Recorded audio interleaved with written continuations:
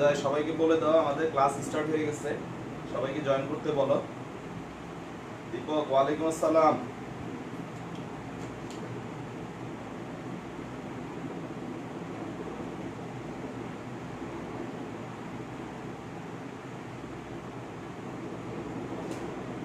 সবাই চলে আসো, আজকে তো অনেক আগে আগে চলে আসছি, আশা করি সবাই জয়েন করবা। তো আমাদের বেশি সময় নষ্ট করব না, আমরা এই পর্যন্ত যে চ্যাপ্টারটা আমাদের তাপগতিবিদ্যা চ্যাপ্টারটা আসলে একটা ক্লাসে করা হয়েছে। তো ওই ক্লাসটার আমরা যেটা করেছি সেটা হচ্ছে কি, যে আমরা শুধুমাত্র তাপ কি তাপমাত্রা কি এই এই রিলেটেড আমরা পরিচিতি ক্লাসটা করেছি, ঠিক আছে। আমাদের ক্লাসটার মধ্যে সূত্র বা গাণিতিক কোনো আমরা সূত্র এখন পর্যন্ত শিখিনি। সেখানে আমরা একটা সূত্র সম্পর্কে জানছি, সেটা হচ্ছে তাপগতিবিদ্যার শূন্যতম সূত্র বা জিরোথ ল অফ থার্মোডায়নামিক্স। সেটা কি আমরা খুব ভালোভাবে জেনেছি, কারণ এই সূত্রটার উপর বেস করেই হচ্ছে আমাদের থার্মোমিটার গুলো তৈরি করা হয়েছে।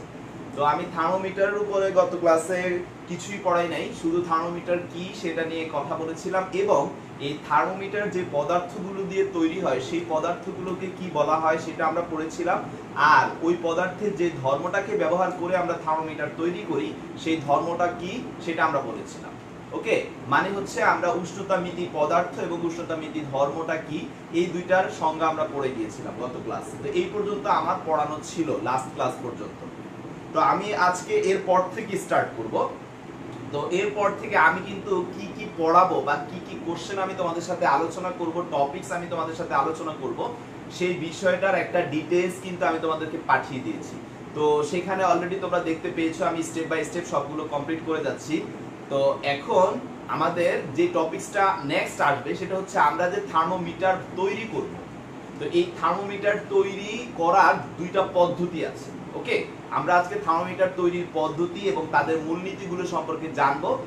তারপরে থার্মোমিটার তো তৈরি হয়ে গেলে এবার বিভিন্ন ধরনের থার্মোমিটার তাদের যে সম্পর্ক, অর্থাৎ আমি একজনের জ্বর মাপলাম, সেলসিয়াস স্কেল আমার কাছে আছে, আমি সেলসিয়াস স্কেল দিয়েই মাপলাম, কিন্তু আমার বেসিক্যালি সারা দুনিয়ায় মানুষ শরীরের টেম্পারেচারটাকে ফারেনহাইট স্কেলে পরিমাপ করে থাকে। ওকে, বা ক্লিনিক্যাল যে স্কেল যেটা আছে সেটাতে পরিমাপ করে থাকে। তাহলে ফারেনহাইটে এটা কত হবে? এই যে একটা স্কেলের রিডিংটা অন্য স্কেলের সাথে কম্পেয়ার করে যে সম্পর্ক তৈরি করা বা আলোচনা করা, সেই বিষয়টা আমাদের চলে আসবে। ওকে, আচ্ছা, তারপরে আমাদের লাস্ট যে আলোচনাটা হবে আজকে সেটা হচ্ছে যে আমাদের স্কেলগুলোর মাঝে মাঝে ত্রুটি থাকে। সবকিছু তো সবসময় সঠিক দেয় না। তোমরা যেমন প্র্যাকটিক্যালে যখন করো, স্লাইড ক্যালিপার্স নিয়ে কাজ করছিলে, সেখানে যান্ত্রিক ত্রুটি ছিল স্লাইড ক্যালিপার্সের। তো এরকম ভাবে আমাদের থার্মোমিটারও কিছু ত্রুটি আসবে। তো ওই ত্রুটিগুলোকে কিভাবে সলভ করে আমরা সঠিক রিডিংটা জানতে পারবো সেই বিষয়টা নিয়ে আমরা আলোচনা করব। তো এই হচ্ছে আমাদের আজকের ক্লাস এবং টোটাল টপিকসটার উপর একটা সামারি আমি তোমাদেরকে বললাম যে কি কি বিষয় নিয়ে আমরা আলোচনা করব। আমরা স্কেল তৈরি করব, স্কেল তৈরির পরে স্কেলের সম্পর্কগুলো দেখব, সম্পর্কগুলোর পরে ত্রুটিপূর্ণ স্কেল থেকে কিভাবে সঠিক মান বের করা যায় সেই পদ্ধতিটা শিখব। অর্থাৎ মেইন টপিকস আমাদের আজকে তিনটা। তো আমি তোমাদেরকে গত ক্লাসে বলেছিলাম যে আমাদের উষ্ণতামিতিক পদার্থ, দ্যাট ইজ যে পদার্থগুলোর ধর্ম ব্যবহার করে আমরা থার্মোমিটার তৈরি করি, যেমন আমরা প্রায় একটা থার্মোমিটার নাম জানি পারদ থার্মোমিটার, দ্যাট ইজ আমরা থার্মোমিটারের ভিতরে পারদ ব্যবহার করছি। তো এই পারদ ব্যবহার করে থার্মোমিটারটা তৈরি করছি। তার মানে পদার্থটা যে পারদ, সেই পারদটা এখানে উষ্ণতামিতিক পদার্থ। আর পারদের ধর্ম কি? পারদের একটা ধর্ম হচ্ছে যে এই পারদকে আমি যদি তাপ দেই বা কোনো গরম কিছুর সাথে স্পর্শ করে তাহলে পারদ প্রসারিত হয়। ওকে, প্রসারিত হয়ে কি করে, আমার যে তাপ সেই তাপের সমানুপাতিক ভাবে প্রসারিত হয়। তো সমানুপাতিক ভাবে প্রসারিত হইলে আমাদের একটা পর্যায়ে গিয়ে সেই স্টপ হয়, অর্থাৎ তাপ যতটুকু সেই তাপের সমপরিমাণ প্রসারিত হয়ে স্টপ হয়ে যায়। ওকে, তো এই যে পারদের ধর্মটা প্রসারিত হওয়া তাপের মাধ্যমে কারণে, সেই ধর্মটাই হচ্ছে আমাদের উষ্ণতামিতি ধর্ম। তো এটা আমাদের গত ক্লাসের আলোচনা ছিল। তো আমরা আজকে এই যে উষ্ণতামিতি ধর্ম এবং পদার্থ, এদের ব্যবহার করে অনেক রকমের থার্মোমিটার আছে। তো এই থার্মোমিটার গুলো নিয়ে আমরা মূলত এখন আমি একটা লিস্ট দিচ্ছি তোমাদেরকে। তোমরা এই থার্মোমিটার গুলো সম্পর্কে একটা হালকা বেসিক জেনে রাখো। তোমাদের বইয়ে যদি না থাকে আমাকে বলো, আমি তোমাদেরকে ছবি দিব। আর এমনি তো তোমরা বুঝতে পারবা, নামগুলো বললেই বোঝা যায় এটা কোন থার্মোমিটারটা কি ধরনের পদার্থ, কি ধরনের ধর্ম নিয়ে তৈরি। তো আমি একটা লিস্ট দিচ্ছি তোমাদেরকে, আজকে লিস্ট থেকে শুরু করতেছি। তো সবাই একটু লেখো, আমি নামগুলো লিখে দিচ্ছি। ওকে, যে উষ্ণতামিতিক ধর্ম এবং পদার্থের উপর ভিত্তি করে আমরা অনেক রকমের থার্মোমিটার তৈরি করতে পারি। তো আমাদের মূলত লিস্টটা হবে যে বিভিন্ন উষ্ণতা মিতি পদার্থের তৈরি থার্মোমিটার গুলো হলো নাম্বার 1 তরল থার্মোমিটার।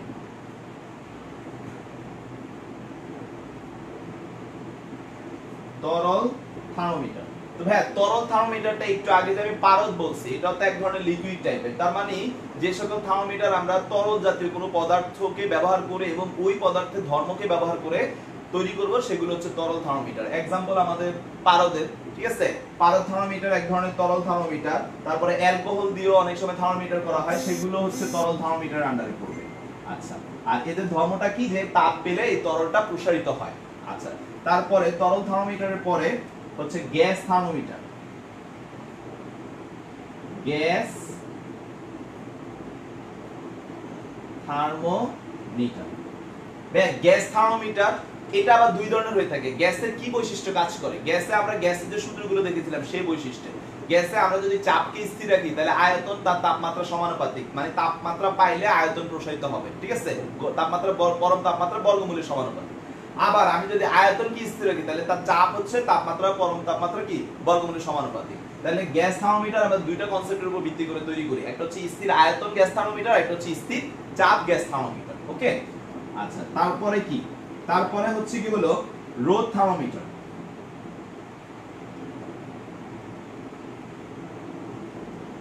রোদ থার্মোমিটার।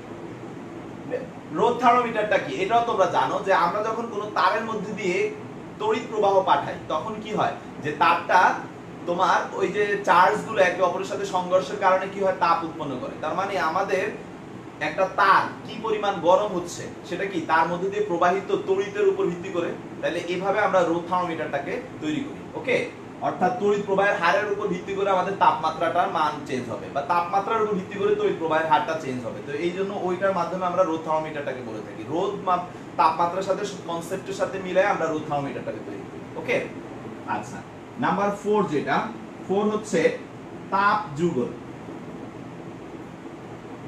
তাপ যুগল বা এটাকে আমরা থার্মোকাপল থার্মোমিটার বলি। Thermocouple thermometer. আচ্ছা, তাপ যুগল বা থার্মোকাপল থার্মোমিটারটা কি আমি তোমাদেরকে একটু পড়ে শোনাই। যে দুটি সুবিধা মতো, ঠিক আছে, দুটি সুবিধা মতো তার পরস্পরকে যুক্ত করব। তো দুইটা যুক্ত করতেছি এখানে। এখানে দেখো লেখা আছে যুগল বা কাপল। ওকে, তো দুইটি সুবিধা মতো তার পরস্পর যুক্ত করে সংযুক্ত দুই প্রান্তে তাপমাত্রা পার্থক্য সৃষ্টি করলে, অর্থাৎ আমি দুইটা তারকে যুক্ত করলাম, এখন সংযুক্ত পরস্পর যুক্ত করে সংযুক্ত দুই প্রান্তে তাপমাত্রা পার্থক্য সৃষ্টি করলে এতে তড়িৎচালক বলের উদ্ভব হয়। অর্থাৎ আমরা দুইটা প্রান্ত কি করব, তাপমাত্রা পার্থক্য তৈরি করব। দুইটাকে যুক্ত করলাম, দুই ধরনের দুইটা তার সুবিধা মতো যুক্ত করে আমরা এই পাশে তাপ কম এই পাশে তাপ বেশি, তাহলে আমাদের কি হয়, তখন তাপমাত্রা পার্থক্যের কারণে এদের মধ্যে চার্জ গুলো কি হয়, এক প্রান্ত থেকে আরেক প্রান্তে যাতায়াত করে। তো চার্জকে গতিশীল করা আমরা ইনশাআল্লাহ চলতরিতে পড়বো, যে একটা চার্জ যখন গতিশীল হয় অর্থাৎ তার জায়গা চেঞ্জ করে, তার মানে বিদ্যুৎ তৈরি হয়ে গেছে। ওকে, চার্জকে তুমি যে কোনো প্রক্রিয়ায় গতিশীল করতে পারলেই সে বিদ্যুৎ পরিবহন করবে। ওকে, তো এখানে এই বিষয়টাই বলছে। তো এটা যেহেতু আমরা দুইটা তারের উপর ভিত্তি করে দুইটা তারের কনসেপ্টটাকে ব্যবহার করে তৈরি করি, তাই এখানে নামকরণ করা হয়েছে থার্মোকাপল বা তাপযুগল থার্মোমিটার।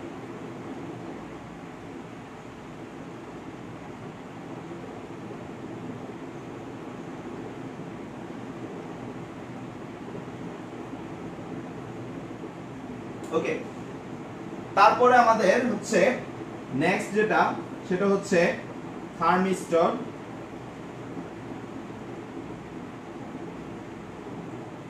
থার্মিস্টর হচ্ছে কি, এটা হচ্ছে অর্ধপরিবাহী দিয়ে আমরা তৈরি করি। তো অর্ধপরিবাহীর একটা বৈশিষ্ট্য আছে, তোমরা বেসিক্যালি সিলিকন, জার্মেনিয়াম এরা যখন সাধারণ তাপমাত্রায় খুব একটা বিদ্যুৎ পরিবহন করে না। এটা আমরা চ্যাপ্টার নাম্বার 10 এ অর্ধপরিবাহী একটা পুরো চ্যাপ্টার আছে সেখানে শিখবো।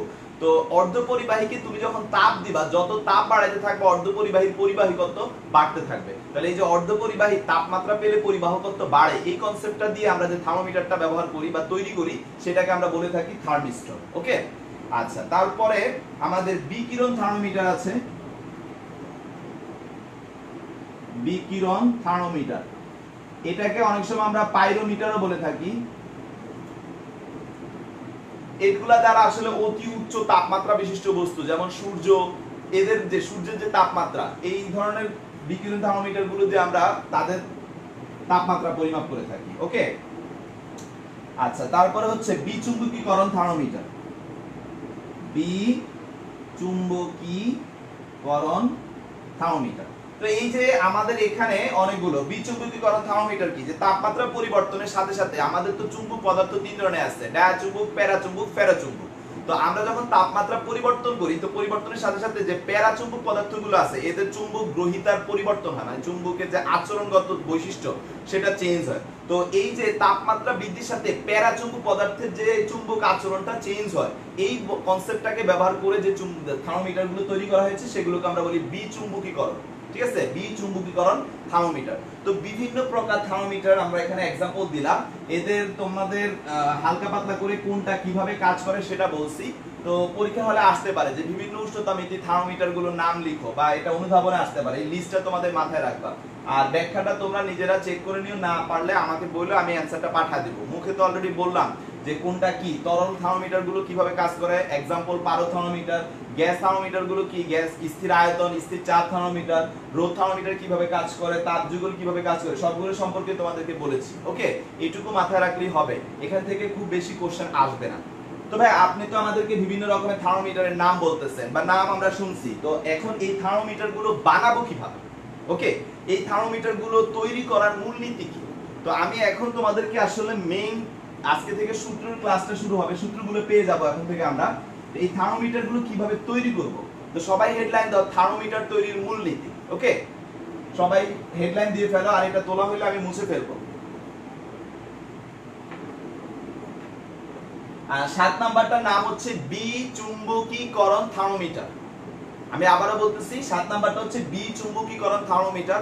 এটা হচ্ছে যে আমাদের যে বিভিন্ন চৌম্বক পদার্থগুলো আছে সেগুলো তিন ধরনের, একটা হচ্ছে ডায়াচুম্বক, আরেকটা হচ্ছে প্যারাচুম্বক, আরেকটা হচ্ছে ফেরোচুম্বক।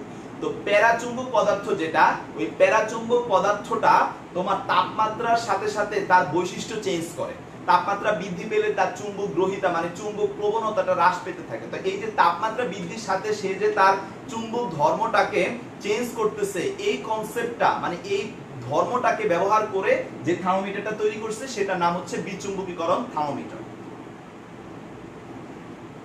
তো ঠিক আছে, আমরা এখন যেটা শিখবো সেটা হচ্ছে থার্মোমিটার কিভাবে তৈরি করব। তো চলো আমরা থার্মোমিটার তৈরির মূলনীতিতে যাব।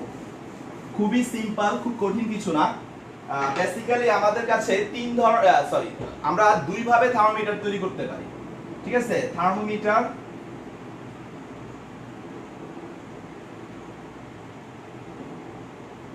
দুভাবে তৈরি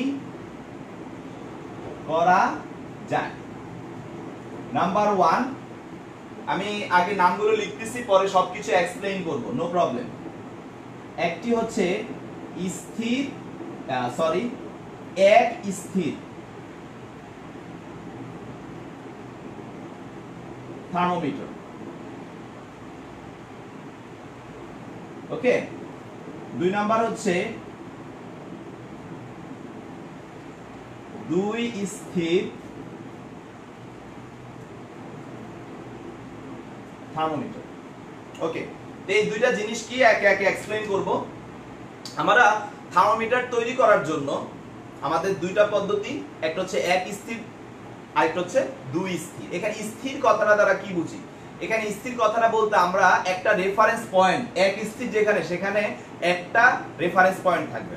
তোমরা যখন কোনো কিছু পরিমাপ করো না, কোথা থেকে পরিমাপ করবে, একটা নির্দিষ্ট পয়েন্ট কি করো, বেস ধরে তোমরা কিন্তু শুরু করো। ঠিক আছে, তো এরকমই আমাদের থার্মোমিটারের ক্ষেত্রে আমরা রিডিং গুলোকে মাপার জন্য একটা নির্দিষ্ট পয়েন্টকে বেস ধরে বা নির্দিষ্ট পয়েন্টকে টার্গেট করে ওইটার উপর ভিত্তি করে কিন্তু মেজারমেন্টটা করে থাকি। ওকে, তো যদি একটা পয়েন্টের উপর ভিত্তি করে করি সেটা হবে এক স্থির, আর যখন দুইটা পয়েন্টের উপর ভিত্তি করে করব সেটা হচ্ছে দুই স্থির। এটা নরমালি বললাম, বাট এদেরকে নিয়ে ডিটেইলস আমি আসতেছি এখনই। ওকে, তো আমাদের থার্মোমিটার তৈরির জন্য আমাদের এই দুইটা কনসেপ্ট, একটা হচ্ছে এক স্থির আর একটা হচ্ছে দুই স্থির থার্মোমিটার।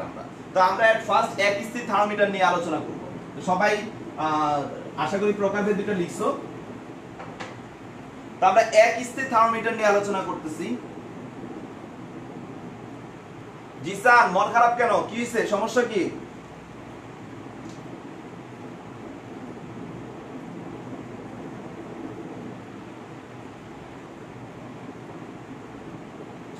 প্রবলেম কি হচ্ছে? ভিডিওতে কোনো সমস্যা হচ্ছে? আচ্ছা, আমি একটু চেক করতেছি।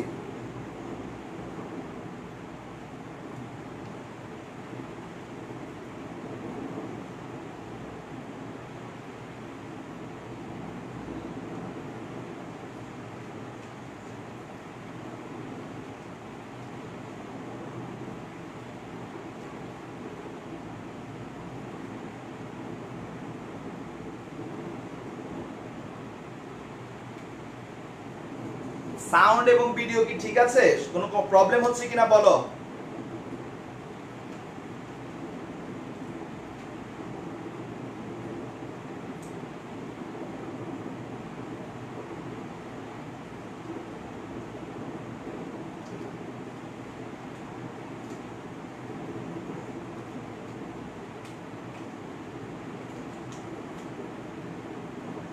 আচ্ছা ঠিক আছে, তাহলে ক্লাস কন্টিনিউ করি। তো আমাদের এখন হেডলাইন হচ্ছে আমরা যেটা করব সেটা হচ্ছে এক স্থির থার্মোমিটার, এটা নিয়ে কথা বলবো। তো ভাই এক স্থির থার্মোমিটার নিয়ে যখন কথা বলবো তখন আমাদের যেটা যে এক স্থিরে কাকে স্থির রাখা হয়েছে। তো ভাইয়া এক স্থির থার্মোমিটার নিয়ে আমি ক্লাস করানোর আগে আমার দুইটা পয়েন্ট সম্পর্কে তোমাদেরকে বুঝাইতে হবে। একটা হচ্ছে ত্রৈধ বিন্দু, নরমালি আমরা যাকে যেটা বলবো, আর একটা হচ্ছে পানির ত্রৈধ বিন্দু। পানির ত্রৈধ বিন্দু, ওকে।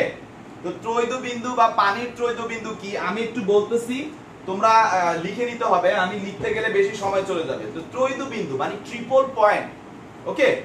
ট্রিপল পয়েন্ট এটার স্বাভাবিক মানে প্রমাণ তাপমাত্রা ও চাপে যখন পানি, তারপরে বরফ এবং জলীয় বাষ্প এরা একই অবস্থানে মানে একইভাবে একই জায়গায় অবস্থান করে, এই যে পয়েন্টে অর্থাৎ যে তাপমাত্রায় আমাদের বিশুদ্ধ পানি, তারপরে হচ্ছে বিশুদ্ধ বরফ এবং সম্পৃক্ত জলীয় বাষ্প চাপ তাপগতভাবে একই অবস্থায় অবস্থান করে বা যে চাপে তারা একই অবস্থা অবস্থান করে, তো সেটাকে আমরা বলে থাকি পানির ত্রৈধ বিন্দু বা নরমালি আমরা ত্রৈধ বিন্দু বলতে পারি। তো এটা সংজ্ঞাটাকে এই ক্ষেত্রে চাপটা থাকে 4.58 মিলিমিটার পারদ-চাপ, আর তাপমাত্রাটা আসলে স্পেসিফিক ভাবে আমরা বলতে পারি 273.16 কেলভিন এটা ঘটে থাকে। তো সংজ্ঞাটা সবাই একটু লিখে নাও, সবাই লেখো, আমি বলতেছি সংজ্ঞাটা সবাই লিখে নাও। লেখো, যে তাপমাত্রায় বিশুদ্ধ বরফ, বিশুদ্ধ পানি এবং সম্পৃক্ত জলীয় বাষ্প চাপ তাপগতভাবে সহ অবস্থানে থাকে,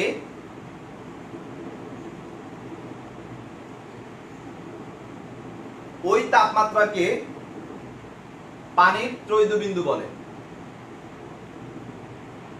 ওকে। পানির ত্রৈধ বিন্দু বলে। তো এই তাপমাত্রাটা হচ্ছে 273.16 কেলভিন বা 0.16 ডিগ্রি সেলসিয়াস এবং চাপ হচ্ছে 4.58 মিলিমিটার পারদ চাপ। সংজ্ঞাটা আমি আবারো বলছি সবার লেখার জন্য, পানির ত্রৈধ বিন্দু সংজ্ঞাটা হচ্ছে কি, যে তাপমাত্রায় বিশুদ্ধ পানি, বিশুদ্ধ বরফ এবং সম্পৃক্ত জলীয় বাষ্প চাপ তাপগতভাবে সহ অবস্থানে থাকে, ওই তাপমাত্রাকে পানির ত্রৈধ বিন্দু বলে। এই তাপমাত্রাটা হচ্ছে 273.16 কেলভিন এবং চাপ হচ্ছে 4.58 মিলিমিটার পারদ চাপ।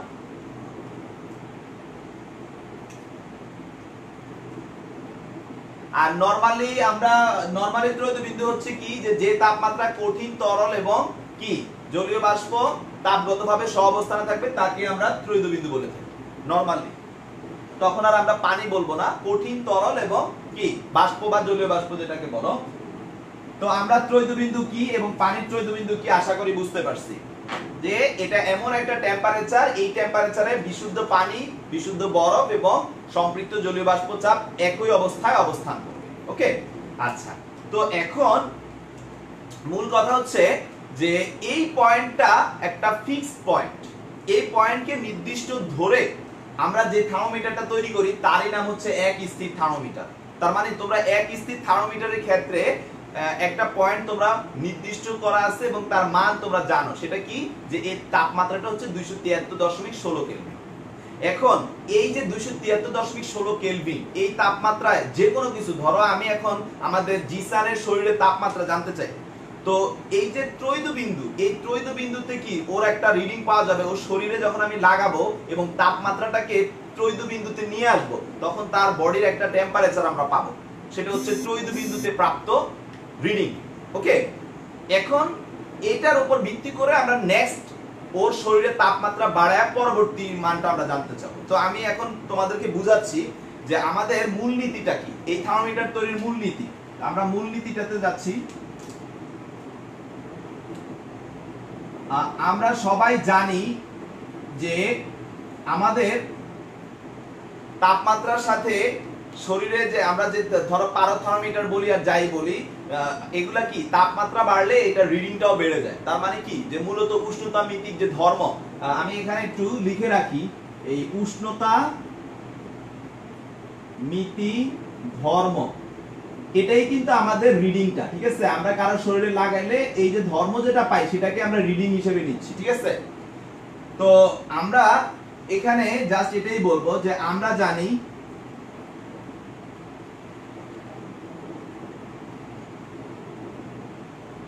T সমানুপাতিক x।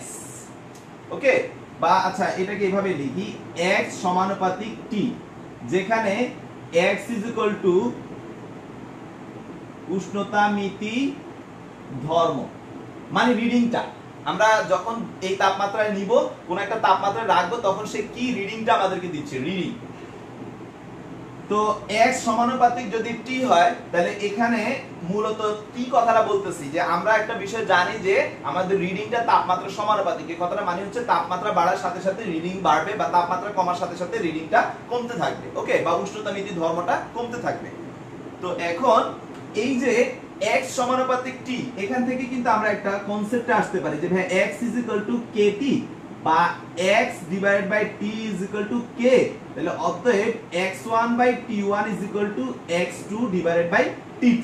আমরা কিন্তু এই ধরনের একটা কনসেপ্টে আসতে পারি। ওকে, তো এটা হচ্ছে নরমাল, আমি কিন্তু এখনো এক স্থিরে আসি নাই। এটা হচ্ছে আমাদের নরমাল কনসেপ্ট, যে আমাদের তাপমাত্রা এবং উষ্ণতা রিডিং এর মধ্যকার যে সম্পর্ক, সেটা হচ্ছে কি, যে x1 by t1 x2 by t2। আচ্ছা, এখন ভাইয়া কি করব, পানির ত্রয়িত বিন্দুর সাপেক্ষে যদি বলি, তো এক স্থির বিন্দু থার্মোমিটার তৈরির মূল নীতিটা হচ্ছে এটা, আমরা পানির ত্রয়িত বিন্দুর সাপেক্ষে করি, অর্থাৎ এখানে আমরা অলরেডি একটা তাপমাত্রা আমাদের ত্রয়িত বিন্দুকে ধরে নিচ্ছি। ওকে, তাহলে পানির ত্রয়িত বিন্দুর সাপেক্ষে, পানির ত্রয়িত বিন্দুর সাপেক্ষে এটা কি হবে, এখন পানির ত্রয়িত বিন্দুতে কোন একটা থার্মোমিটার একটা রিডিং দেয়, সেটা হবে কি, পানির ত্রয়িত বিন্দুকে আমরা ট্রিপল পয়েন্ট বলবো। তাহলে আমি এখানে কিছু পরিচিতি দেই, এখানে টিটিপি অর্থাৎ ত্রয়িত বিন্দুর তাপমাত্রা, ত্রয়িত বিন্দুর তাপমাত্রা। ওকে, ত্রয়িত বিন্দুর তাপমাত্রা। তারপরে আমি এখানে আরেকটা জিনিস লিখব, এক্সটিপি, ত্রয়িত বিন্দুতে পাঠ বা রিডিং। ওকে, তো নরমালি তো যে কোনো কিছু ত্রয়িত বিন্দুতে কি হবে, ধরো আমি লোহা নিয়ে কথা বলতেছি, তো লোহার তো যে ত্রয়িত বিন্দুটা এটা তো ফিক্সড, এই তাপমাত্রা লোহার কি রিডিং আসতে পারে এটা কিন্তু সর্বদা সব সময় মুখস্থ থাকবে। এখন লোহারটা আবার আমি যদি অ্যালুমিনিয়ামে বলি তাহলে কিন্তু হবে না, অ্যালুমিনিয়ামের আবার ত্রয়িত বিন্দুতে একটা রিডিং থাকবে। আবার আমি যদি গ্যাসের কথা বলি তাহলে গ্যাসের ত্রয়িত বিন্দুতে একটা রিডিং থাকবে। তো এক একটা পদার্থ বেজে ত্রয়োদশ বিন্দুতে রিডিংটা ভিন্ন হবে, কিন্তু সেটা নির্দিষ্ট। তো আমরা এটা হলো নির্দিষ্ট আমাদের। এখন ধরো যে আমি বলতেছি যে গ্যাসের ত্রয়োদশ বিন্দুতে রিডিং ধরো চাপ হচ্ছে ধরো আমরা বললাম 2 প্যাসকেল। এখন ত্রয়োদশ বিন্দুতে 2 প্যাসকেল। এখন যদি এই তাপমাত্রাটাকে পরিবর্তন করে আমি 20 ডিগ্রি সেলসিয়াসে পরিণত করি, তাইলে গ্যাসের চাপ কত হবে? তাহলে এই যে একটা কোশ্চেন করতে পারি, রেফারেন্সটা ধরে নিছি কাকে? ত্রয়োদশ বিন্দুকে। ওকে, তাহলে এই ধরনের কোশ্চেনগুলোর ক্ষেত্রে তাহলে আমরা মূলত বিষয়টা কি আসবে, আমাদের এই সূত্রকে, এটাকে যদি আমি 1 নং বলি, তাহলে 1 নং হতে ত্রয়োদশ বিন্দুর সাপেক্ষে 1 নং হতে আমরা সূত্র পেয়ে যাই, সেটা কি, যে x divided by t is equal to xTp divided by ttp।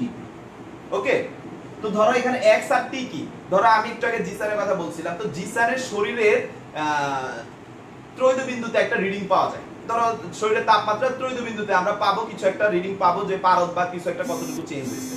এখন যদি আমি ত্রয়োদশ বিন্দু থেকে তাপমাত্রাটা চেঞ্জ করে 20 ডিগ্রিতে নেই, এখানে এই টিটা হলো সেই 20 ডিগ্রি, আর এটা তো ত্রয়োদশ বিন্দু তাপমাত্রা বুঝতে পারতেছি, সেই 20 ডিগ্রি। সেই 20 ডিগ্রিতে নিয়ে গেলে জিসানের রিডিংটা কেমন আসবে থার্মোমিটারে, মানে থার্মোমিটারে আমরা যে চেঞ্জিংটা সেটা কেমন পাবো, সেটা হচ্ছে x।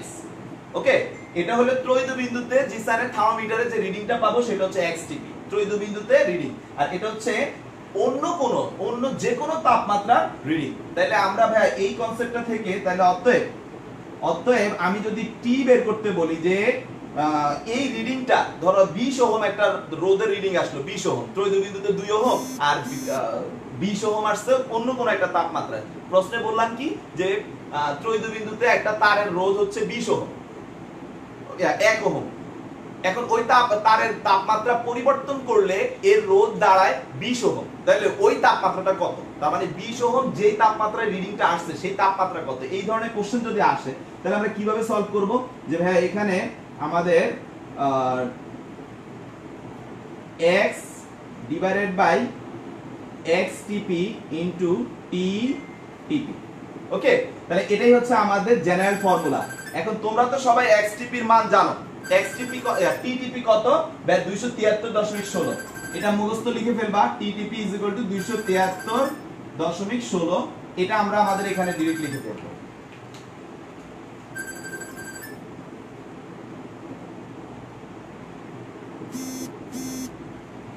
তো এটাই হচ্ছে আমাদের এক স্থির বিন্দু থার্মোমিটার তৈরির মূলনীতি, T = x divide by xTp into ttp। এখানে ttp কি? ত্রয়োদশ বিন্দুর তাপমাত্রা, xTp কি? ত্রয়োদশ বিন্দুতে রিডিং। আর আরেকটা পরিচিতি হচ্ছে T হচ্ছে যে কোনো তাপমাত্রা,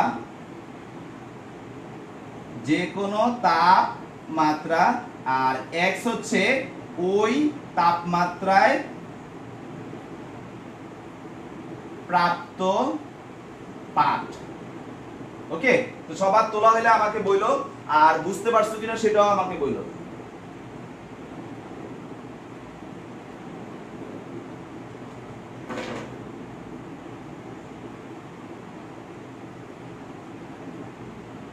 সবাই তোলাটা কমপ্লিট করো, 1 মিনিট সময় দিচ্ছি, আর আমি একটা কল অ্যাটেন্ড করে আসতেছি।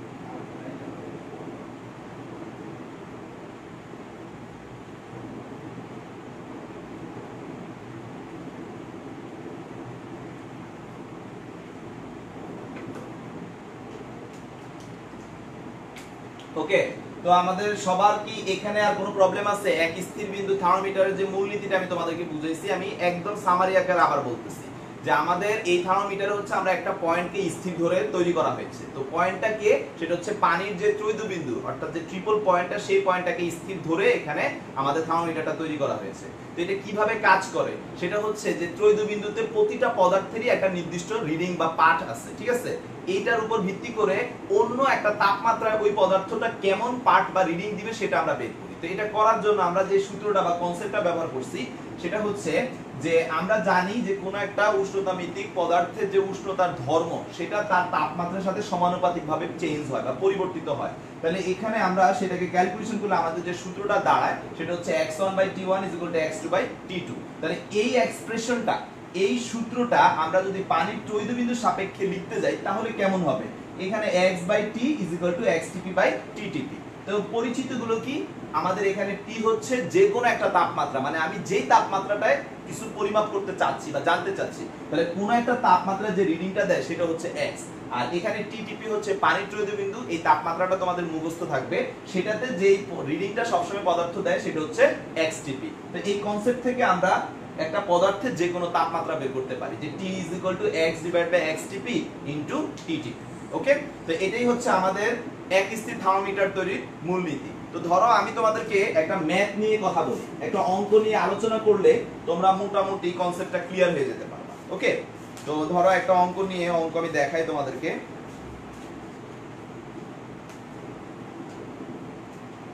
একটা ম্যাথ করাচ্ছি আমি তোমাদেরকে। অঙ্কটা হচ্ছে এরকম যে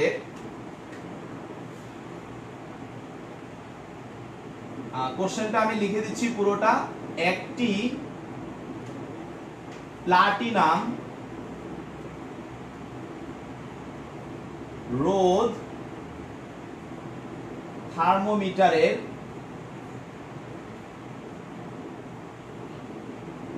সাহায্যে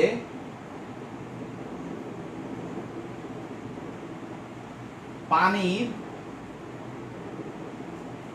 ত্রৈধ বিন্দুর রোধ 6.7 ওহম এবং কক্ষ তাপমাত্রায়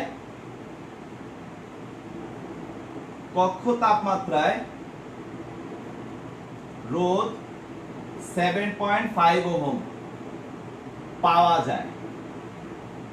আচ্ছা, ঠিক আছে, তাহলে কক্ষের তাপমাত্রা কত? আমাদের কাছে প্রশ্নটা করছে কক্ষের তাপমাত্রাটা কত। তো ভাই আমি একটু তোমাদের সুবিধার্থে এটাকে একটু বুঝায় দিচ্ছি যে একটি প্লাটিনাম রোধ থার্মোমিটারের সাহায্যে আমরা পানির যে ত্রৈধ বিন্দু, এই যে ত্রৈধ বিন্দু দ্যাট ইজ টিটিপি তে, ত্রৈধ বিন্দুর মানে হচ্ছে টিটিপি তে আমরা একটা রিডিং পাই। রিডিংটা হচ্ছে রোধ, হ্যাঁ, বাধা। ত্রৈধ বিন্দুর রিডিংটা কি পাই? এই যে রোধ, এই জিনিসটা পাইছি। এটা কোন তাপমাত্রায় পাইছি? ত্রৈধ বিন্দুতে। ত্রৈধ বিন্দুতে পেয়েছি বিধায় এটার নাম হচ্ছে xTP। তার মানে আমাদের xTP রিডিং বলা আছে, মান দেওয়া আছে। ttp আমাদের মুখস্থ। ওকে, ফাইন। এবং কক্ষ তাপমাত্রায়, এই যে ভাই কক্ষ তাপমাত্রা, এটা কি আমরা বলতে পারবো কত তখন? না। তাহলে কক্ষ তাপমাত্রাটা এখানে আমাদের জানতে হবে, দ্যাট ইজ এটা হচ্ছে T।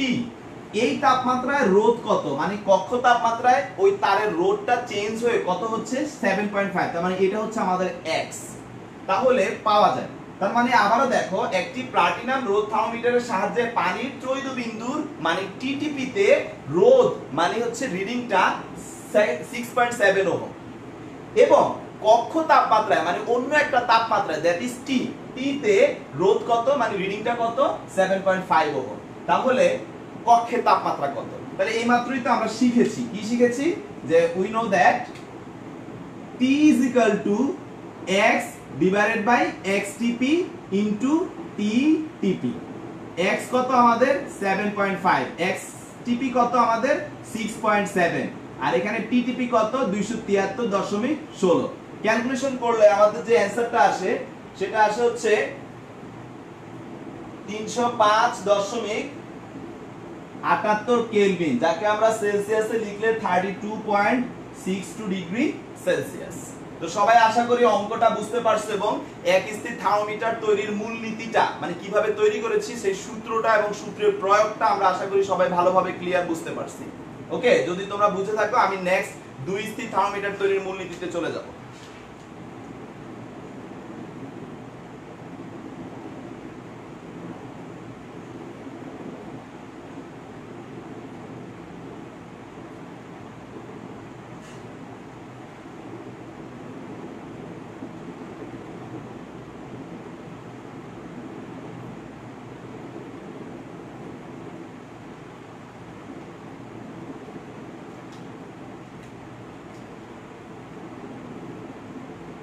ওকে, ধন্যবাদ সবাইকে। তোমরা এক স্থির থার্মোমিটার তৈরির মূলনীতি এবং এটা ম্যাথটা বুঝতে পারছো। তো এবার আমরা চলে যাব আমাদের নেক্সট পার্ট, যেটা সেটা হচ্ছে দুই স্থির থার্মোমিটার। তো সেটা নিয়ে এখন কথা বলবো। সবাই এটা তো আশা করি তোলা হয়েছে, রাইট? সবার কি তোলা হয়েছে? তোলা হয়েছে কিনা একটু বলো।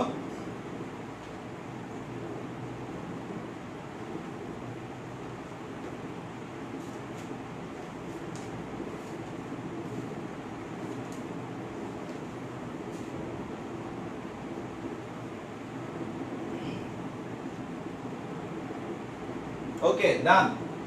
আচ্ছা, তো এবার আমরা দুই স্থির থার্মোমিটার নিয়ে কথা বলবো। তবে এক স্থির থার্মোমিটার যেমন একটা স্থির পয়েন্টের উপর বেস করে সে কাজ করছে, দুই স্থির থার্মোমিটারে একটু চেঞ্জ আছে। তাপমাত্রার সমানুপাতিক কি রিডিংটা কোনো সমস্যা নাই, বাট এদের মধ্যে একটু চেঞ্জ আছে। চেঞ্জটা আমি আলোচনা করব। ফার্স্টে হেডলাইনটা দিয়ে নেই, দুই স্থির থার্মোমিটার। এখন আমরা যেটা করব সেটা হচ্ছে দুই স্থির থার্মোমিটার। ওকে, ফাইন। তবে একটু ভালো করে খেয়াল করো, আমি একটা থার্মোমিটার আর্ট করে দেখাই তোমাদেরকে। এটা হচ্ছে একটা থার্মোমিটার।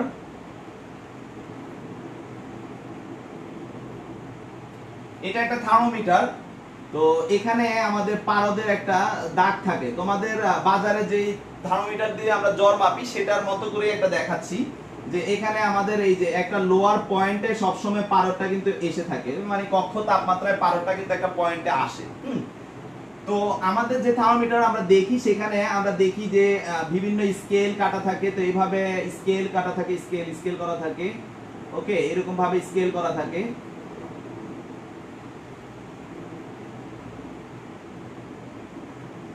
এরকম ভাবে স্কেল করা থাকে, ঠিক আছে? স্কেলিং এর ক্ষেত্রে সর্বোচ্চ একটা দাগ দেখতে পাই আমরা, আর সর্বনিম্ন একটা দাগ দেখতে পাই। ওকে, তো আমাদের দুই স্থির কথাটা মানে হচ্ছে যে একটা সর্বনিম্ন পয়েন্ট থাকবে যার নিচে আর যাবে না সে কখনো, আরেকটা হচ্ছে সর্বোচ্চ পয়েন্ট থাকবে যার উপরে বেসিক্যালি যাবে না। ওকে, এটা একটা কথা।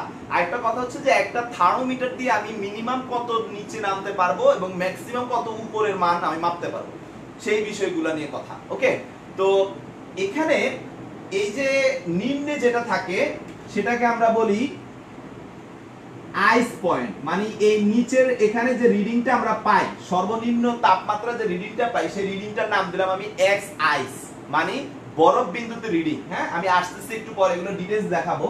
আর সর্বোচ্চ পয়েন্টে যেটা পাই সেটাকে আমরা এক্স স্টিম বলে থাকি, অর্থাৎ স্টিম পয়েন্ট। তো ভাই এক্স আইস আর এক্স স্টিম এই দুইটা কথা কি বা এদের দ্বারা কি রেফার করে আমাদেরকে সেটা একটু বলি। মানে আমাদের থার্মোমিটারে দুই স্থির থার্মোমিটার আসলে আমরা দুইটা স্থির পয়েন্টের এই যে মধ্যবর্তী ব্যবধান, এই যে মাঝের যে ব্যবধান, এটাকে আমরা বেসিক্যালি বলে থাকি মৌলিক ব্যবধান। এটার নাম হচ্ছে মৌলিক ব্যবধান। আমি সব আবার ডিটেইলস বলবো, আমি এখন পরিচিতি দিচ্ছি। মৌলিক ব্যবধান, ওকে, মধ্যবর্তী ব্যবধান। তো এই মৌলিক ব্যবধানের কনসেপ্টের উপর ভিত্তি করে আমরা এই থার্মোমিটারটা তৈরি করি। তো মৌলিক ব্যবধান পাইতে হলে আমাদের দুইটা পয়েন্ট লাগবে, একটা হচ্ছে লোয়ার পয়েন্ট আর একটা হচ্ছে আপার পয়েন্ট। তো এই যে দুইটা পয়েন্ট অর্থাৎ দুইটা স্থির পয়েন্টের উপর ভিত্তি করে আমরা এই থার্মোমিটারটাকে তৈরি করি, বিধায় এটাকে দুই স্থির থার্মোমিটার বলা হয়। এখন দুইটা স্থির পয়েন্ট কি কি, যে আমরা ধরো সেলসিয়াসের কথা বলতেছি, তো সেলসিয়াসের সবচেয়ে নিচে আসে 0 ডিগ্রি সেলসিয়াস। নরমালি আমরা যদি বলি সেটা কোথায় পাই, সেটা আমরা বেসিক্যালি পাই হচ্ছে কি হলো যে বরফ বিন্দুতে। ওকে, আবার ঊর্ধ্বে হচ্ছে কোথায় আমরা পানি যখন ফুটতে থাকে তখন আমরা পাই, তাই সেটাকে আমরা স্টিম বলে থাকি। তো আমাদের দুইটা সংজ্ঞা জানতে হবে এখন। একটা হচ্ছে নিম্ন স্থিরাঙ্ক, অর্থাৎ সবচেয়ে নিচে কততে আসে, আর একটা হচ্ছে ঊর্ধ্ব স্থিরাঙ্ক। তো সেটা সেলসিয়াসের যত হবে নিশ্চয়ই ফারেনহাইটের তত হবে না, নিশ্চয়ই কেলভিনেরও তত হবে না। অর্থাৎ এক একটা স্কেল তার আবিষ্কারকের কনসেপ্ট অনুসারে তাদের নিম্ন স্থিরাঙ্ক কিন্তু এক এক রকম হবে, বাট প্রত্যেকের মধ্যে একটা রিলেশন থাকবে। যেমন সেলসিয়াসে যেটা 0 সেটা ফারেনহাইটের কততে নাইমা এসে সেম একই পয়েন্টে নামলে ফারেনহাইটের কত তাপমাত্রা হয়, ওকে। আবার কেলভিনের সেম একই পয়েন্টে নামলে কেলভিনের কত তাপমাত্রা হয়, এগুলো আমাদের চেক করতে হবে এবং এটার উপর ভিত্তি করে আমাদের স্কেলগুলো তৈরি হবে। তো নিম্ন স্থির বিন্দু কি আমি তোমাদেরকে বলতেছি, তোমরা একটু লেখো নিম্ন স্থিরাঙ্ক। সবাই লেখো নিম্ন স্থিরাঙ্ক। নিম্ন স্থিরাঙ্কের সংজ্ঞাটা লেখো।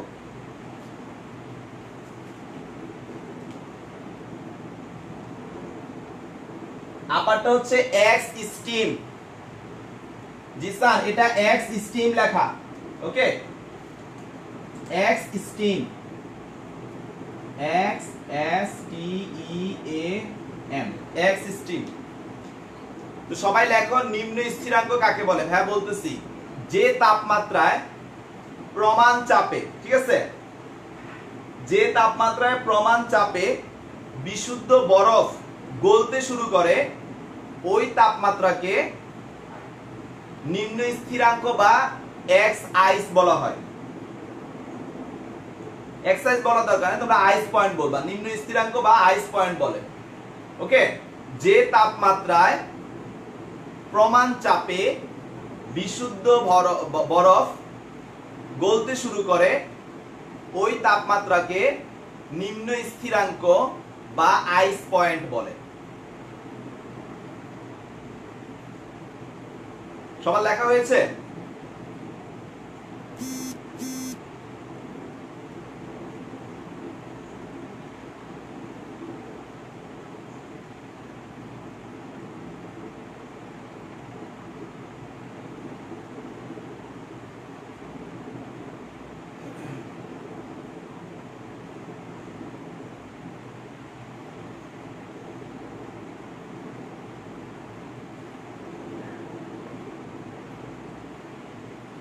ওকে, এবার আমি ঊর্ধ্ব স্থিরাঙ্কটা বলতেছি।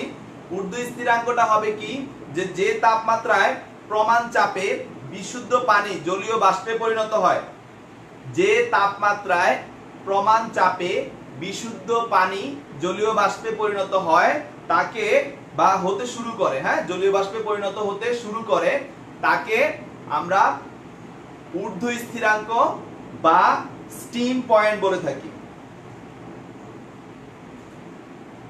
তাকে ঊর্ধ্ব স্থিরাঙ্ক বা স্টিম পয়েন্ট বলে। আবার বলতেছি, যে তাপমাত্রায় প্রমাণ চাপে বিশুদ্ধ পানি জলীয় বাষ্পে পরিণত হতে শুরু করে তাকে স্টিম পয়েন্ট বলে, ওকে। তো আমাদের ধরো আমি যদি একটা স্কেলের কথা বলি, সেলসিয়াস স্কেল, তো এই সেলসিয়াস স্কেলকে আমরা বরফ গলা পানি অর্থাৎ বরফ গলতে শুরু করে এমন কন্ডিশনে ধরলে সে মিনিমাম রিডিং দেখাবে, অর্থাৎ তার এক্স আইস পয়েন্ট হবে 0 ডিগ্রি সেলসিয়াসে, ওকে। আবার আমি তাকে তোমার যখন জলীয় বাষ্পে পরিণত হওয়া শুরু করবে তখন যদি আমি ধরি, তখন সে এক্স স্টিম যে রিডিংটা দিবে সেটা হচ্ছে 100 ডিগ্রি সেলসিয়াস রিডিং দিবে সেলসিয়াসের। তার মানে নিম্ন স্থিরাঙ্ক হচ্ছে 0, ঊর্ধ্ব স্থিরাঙ্ক হচ্ছে 100, ওকে। এরকম ভাবে ফারেনহাইটের নিম্ন স্থিরাঙ্ক 32, ঊর্ধ্ব স্থিরাঙ্ক হচ্ছে 212। কেলভিনের নিম্ন স্থিরাঙ্ক তোমরা জানো, 0 কেলভিনে হচ্ছে 273, তাহলে 100 কেলভিনে হচ্ছে 373। তো আমরা এখন দুই স্থির বিন্দু থার্মোমিটার তৈরির মূলনীতিটা কি, এটা হচ্ছে এদের মাঝে যেই তাপমাত্রা মানে মৌলিক ব্যবধান, এই এক্স স্টিম এবং এক্স আইস অর্থাৎ নিম্ন স্থির বিন্দু এবং ঊর্ধ্ব স্থির বিন্দুর মাঝে যে ব্যবধানটা থাকে সেই ব্যবধানটাকে আমরা বলে থাকি মৌলিক ব্যবধান। আর এগুলোকে আমরা সমান ভাগে বিভক্ত করি। ধরো সেলসিয়াসে 0 থেকে 100, তার মানে সে 100টা সমান ভাগে বিভক্ত থাকবে। ফারেনহাইটে 32 থেকে 212 পর্যন্ত 180, এই 180 সমান ভাগে বিভক্ত থাকবে।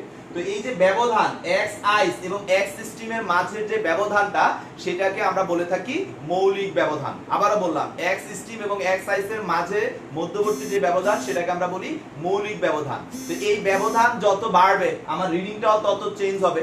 তার মানে আমার যে মৌলিক ব্যবধানটা সেটার সাথে আমার এদের মধ্যবর্তী তফাৎটা সমানুপাতিক। ধরো এই ব্যবধান 100, এখন যদি আমি আরো বাড়ায় দেই তাহলে কি এক্স স্টিমের মান যদি আরো বেশি হইতো তাহলে ব্যবধানও কি আরো বেড়ে যেত। তার মানে আমাদের ব্যবধানটা কি, ব্যবধানটা হচ্ছে মৌলিক ব্যবধানটা হচ্ছে এদের মধ্যবর্তী যে তফাৎটা সেটা সমানুপাতিক। তো এই ব্যাপারটা তাহলে কি, যে আমরা এখানে এক্স স্টিম সংজ্ঞা অনুযায়ী আমরা বলতে পারি X steam minus X ice এদের মধ্যবর্তী যে তফাৎটা সেটা আমাদের মৌলিক ব্যবধানের সমানুপাতিক। তাহলে প্রফেশনাল আমরা মৌলিক ব্যবধানকে n দ্বারা প্রকাশ করলাম, তাহলে X steam minus X ice সমানুপাতিক হচ্ছে n। আচ্ছা, তো যদি সমানুপাতিকই হয়, ধরো তোমাদের এই থার্মোমিটারটা বাজারে তৈরি করা আছে যার এক্স আইস আছে এক্স স্টিম আমরা জানি সবাই। এখন এই থার্মোমিটারটা আমি কি করলাম, কারো গায়ে স্পর্শ করাইলাম। আজকে যেহেতু জিসানকে দিয়ে एग्जांपल দিচ্ছি, তাহলে ওর বডিতে আমি যখন টাচ করব তখন কি হবে, এই যে মানটা এটা বাড়বে। তাহলে আমি লাল কালিতে দেখাচ্ছি, ধরো ও বেড়ে এই পর্যন্ত আসছে। ওকে, এই বডির টেম্পারেচারটা একদম মিনিমাম এখানে থাকে, এখান থেকে বেড়ে টেম্পারেচারটা এই পর্যন্ত আসলো। এখন এখানে যে আসছে এইটাতে নতুন অবস্থায় তাহলে যে রিডিংটা আমরা পাবো, এইখানে আইসা আমরা যে রিডিংটা পাবো সেই রিডিংটা কি হবে, নাম দিলাম আমরা ধরো এক্স থিটা, মানে কোন একটা তাপমাত্রা এই রিডিংটা হচ্ছে থিটা। দ্যাট ইজ এই যে মধ্যবর্তী যে ব্যবধানটা, এই ব্যবধানটাকে আমরা কি বলবো, থিটা বলে থাকি। ওকে, আমি আবারও বলি যে আমার এই থার্মোমিটারটা যখন আমি কারো বডিতে টাচ করাবো তখন আমার পারদটা, ধরো পারদ থার্মোমিটার এটা, এখান থেকে প্রসারিত হয়ে সে এই পর্যন্ত আসছে। তো নতুন অবস্থানটার নাম দিয়েছি আমি এক্স থিটা, মানে যে রিডিংটা পাইছি সেটার নাম হচ্ছে এক্স থিটা। এখন এই যে এক্স থিটা আর এই যে এক্স আইস, এই দুইটার মাঝের যে ব্যবধানটা সেটাকে আমরা বলে থাকবো থিটা। তো সেই কনসেপ্ট অনুযায়ী আমরা তাহলে বলতে পারি যে X theta minus X ice সমানুপাতিক কি হবে, থিটা। তো ভাইয়া এটা একটু পরে এখান থেকে একটা লাইন করে নেই, X S T X steam minus X ice is equal to K N. আচ্ছা, এটাকে আমরা 1 নং দিলাম। আরেকটা হচ্ছে x theta minus x ice সমানুপাতিক থিটা, বা x theta minus x ice is equal to k theta. এটা হচ্ছে আমাদের 2 নং। তো এখন এদেরকে তুলনা করব, তুলনা করা মানে তো তোমরা জানো আমরা ভাগ করে কাজ করি। তাহলে আমরা কি করব, একটা কাজ করব, আমার জানা দরকার হচ্ছে থিটার মানটা, মানে যার বডিতে আমি টাচ করেছি তার বডিতে এই যে ব্যবধানটা এটাই কিন্তু আমাদের শরীরের তাপমাত্রা নির্দেশ করবে। তাহলে আমার জানা দরকার ধরো থিটার মানটা, শরীরের তাপমাত্রাটা জানতে হবে। তাহলে আমি একটা কাজ করব, x থিটা মাইনাস x আইস ডিভাইড 2 নং ভাগ 1 নং করব, করলে আমরা যেটা পাই সেটা হচ্ছে x theta minus x ice divided by x steam minus x ice is equal to, এই পাশে কি আছে, k theta divided by kn। Okay, তাহলে কে কে কাটা চলে গেলে অতএব ফাইনালি আমাদের যে থিটা মানে তার বডির যে তাপমাত্রাটা সেটা আমরা কিভাবে জানবো, theta is equal to x theta minus x ice divided by x steam minus x ice is into হচ্ছে কি n। ওকে, তাহলে এইভাবে আমরা কোনো একটা লোকের শরীরের তাপমাত্রা 2 স্থির থার্মোমিটারের মাধ্যমে জানতে পারবো। ওকে, তো আমি এখানে এবার আবার পরিচিতিগুলো দিব, আগেরটা যেভাবে বলেছি সেটা এখানেও বলবো। তো এখানে পরিচিতি অলরেডি এক্স আইস তোমরা জানো, এটা হচ্ছে যে কোনো একটা থার্মোমিটারের গলিত বরফে, অর্থাৎ বিশুদ্ধ বরফ যখন গলতে শুরু করে তখন ওই থার্মোমিটারটাকে রাখলে তার পারদটা বা ধরো পারদ থার্মোমিটার নামতে নামতে বা রিডিংটা নামতে নামতে সর্বনিম্ন যেখানে নামে সেটাই হচ্ছে এক্স আইস। যে কোনো তাপমাত্রার যে কোনো থার্মোমিটারের একটা স্থিরাঙ্ক থাকবে, নিম্ন স্থিরাঙ্ক। ঊর্ধ্ব স্থিরাঙ্ক কি, ওই থার্মোমিটারটা যখন আমরা বিশুদ্ধ পানি ফুটতে জলীয় বাষ্পে পরিণত হতে শুরু করে তখন সেই তাপমাত্রা যেটা রিডিংটা দিবে সেই রিডিংটা হচ্ছে এক্স স্টিম। এক্স থিটাটা কি, আমি যখন এই থার্মোমিটারটাই কারো শরীরে স্পর্শ করাবো তখন সেই থার্মোমিটারটা যে রিডিংটা দিবে সেই রিডিংটা হচ্ছে এক্স থিটা। আর যেই তাপমাত্রায় মানে একটা রিডিংটা একটা তাপমাত্রায় দিয়ে থাকে, যেই তাপমাত্রায় রিডিংটা দিবে সেই তাপমাত্রাটাই হচ্ছে মানে অজানা তাপমাত্রাটাই হচ্ছে এখানে থিটা। তাহলে আমরা আশা করি দুই স্থির থার্মোমিটার তৈরির যে মূলনীতিটা সেটা আমরা সবাই বুঝতে পারছি। তো এখানে তিনটা বিষয়, নিম্ন স্থির বিন্দু, ঊর্ধ্ব স্থির বিন্দু এবং আমাদের মৌলিক ব্যবধান, এটা কিন্তু খেয়াল রাখতে হবে। ওকে, তো আমরা আশা করব আমি আশা করব যে তোমরা পুরোটা ভালোভাবে ক্লিয়ার হয়েছো। তাহলে আমি নেক্সট স্টেপে চলে যাব।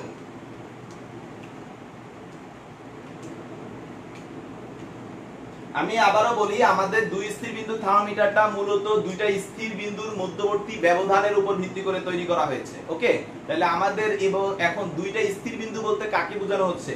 দুইটা স্থির বিন্দু বলতে আমরা বুঝাচ্ছি যে একটা হচ্ছে বিশুদ্ধ বরফ গলতে শুরু করার সময়ের যে তাপমাত্রার রিডিংটা, আরেকটা হচ্ছে বিশুদ্ধ পানি জলীয় বাষ্পে পরিণত হওয়ার সময়ের যে তাপমাত্রাটা। এই দুইটা পয়েন্টকে আমরা বলে থাকি একটা নিম্ন স্থির বিন্দু, একটা হচ্ছে ঊর্ধ্ব স্থির বিন্দু, দ্যাট ইজ এক্স আইস এবং এক্স স্টিম। এখন এদের মধ্যবর্তী যে ব্যবধানটা এটাই আমাদের মূলত তাপমাত্রাকে রিডিং করবে, শো করবে। ওকে, তো এই কনসেপ্টটার উপর ভিত্তি করে আমরা যে থার্মোমিটারটা তৈরি করেছি সেটা হচ্ছে আমাদের দুই স্থির বিন্দুর থার্মোমিটার। তো দুই স্থির বিন্দু থার্মোমিটারে আমরা যেটা করি যে এই থার্মোমিটারটা যখন তৈরি হয়, ম্যানুফ্যাকচার হয়ে যাওয়ার পরে আমাদের এটার ইউজটা কি, কোন একটা বস্তুর তাপমাত্রা জানা। তখন আমি এই থার্মোমিটারটা যখন কোনো বস্তুর গায়ে স্পর্শ করাবো তখন তার রিডিংটা নরমালি এক্স আইসে থাকবে। ওকে, এক্স আইসে সে সব সময় থাকবে। তো এই রিডিংটা উঠে কি করবে, তোমার এক্স থিটাতে গিয়ে পরিণত হবে। তো এক্স থিটাটা কি, যে ওই মুহূর্তে যে তাপমাত্রা, সেই তাপমাত্রায় পারদ যতটুকু প্রসারিত হইতে পারে এইটা হচ্ছে তার এক্স থিটা, কতটুকু প্রসারিত হয়েছে। এখন এতটুকু প্রসারিত হইতে পারে কখন, কতটুকু তাপমাত্রা দিলে একটা পারদ এই পরিমাণ প্রসারিত হয়, সেটা আমরা তখন ওই ভাগ সংখ্যা গুনে গুনে, আমরা যারা ম্যানুয়ালি থার্মোমিটার দিয়ে জ্বর মাপি তারা তো দেখি বিভিন্ন স্কেল দাগ কাটা থাকে, তাহলে দাগ সংখ্যা গুনে গুনে আমরা যেটা পাই এই ব্যবধানটা পাই। তো ব্যবধানটা হচ্ছে থিটা, এটাই হচ্ছে কারো শরীরের তাপমাত্রাটা। ওকে, তো আমরা আশা করি এখন বুঝতে পারছি। তো আমি তোমাদেরকে নেক্সট পার্টে নিয়ে যাব যদি এটা ক্লিয়ার থাকে।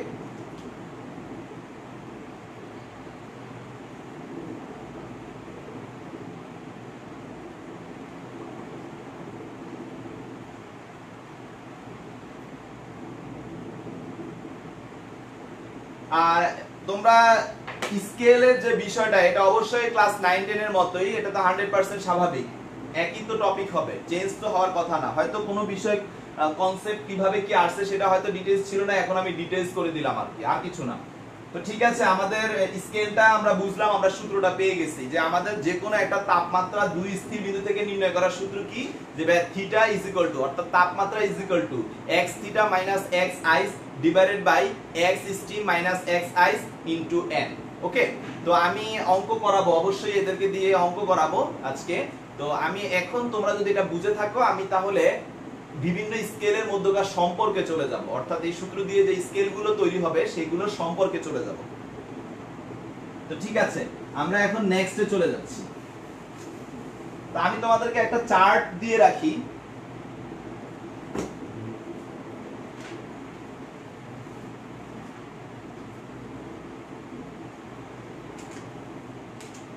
তোমরা এই চার্টটা একটু রাখো তোমাদের কাছে, এটা সবাই মোটামুটি আমরা জানি।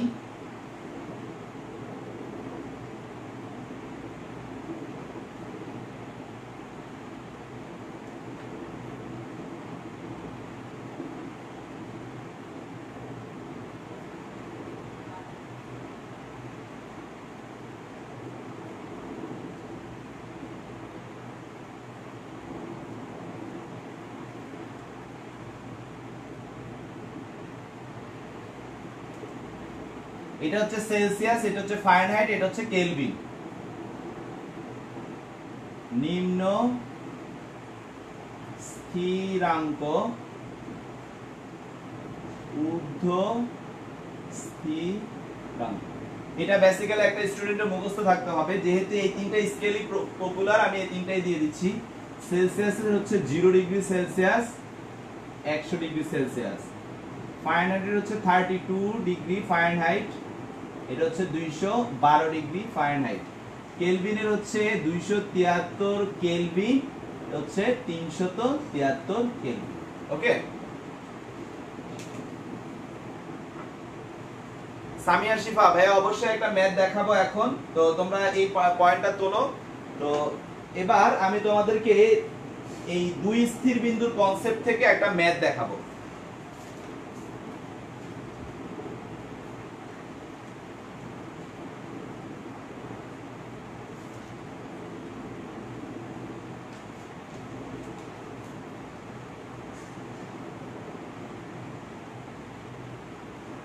সবার আশা করি বক্সটা তোলা হয়েছে।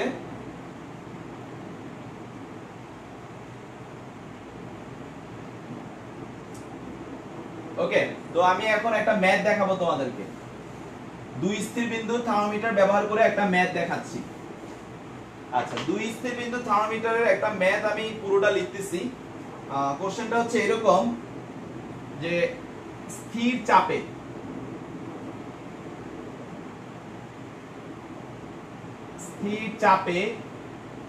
কোন নির্দিষ্ট ভরের গ্যাস বরফের গলনাঙ্কে পানির স্ফুটনাঙ্কে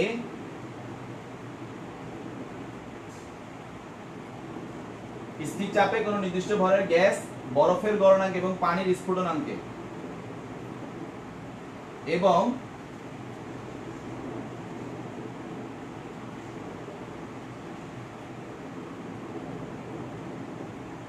গন্ধকের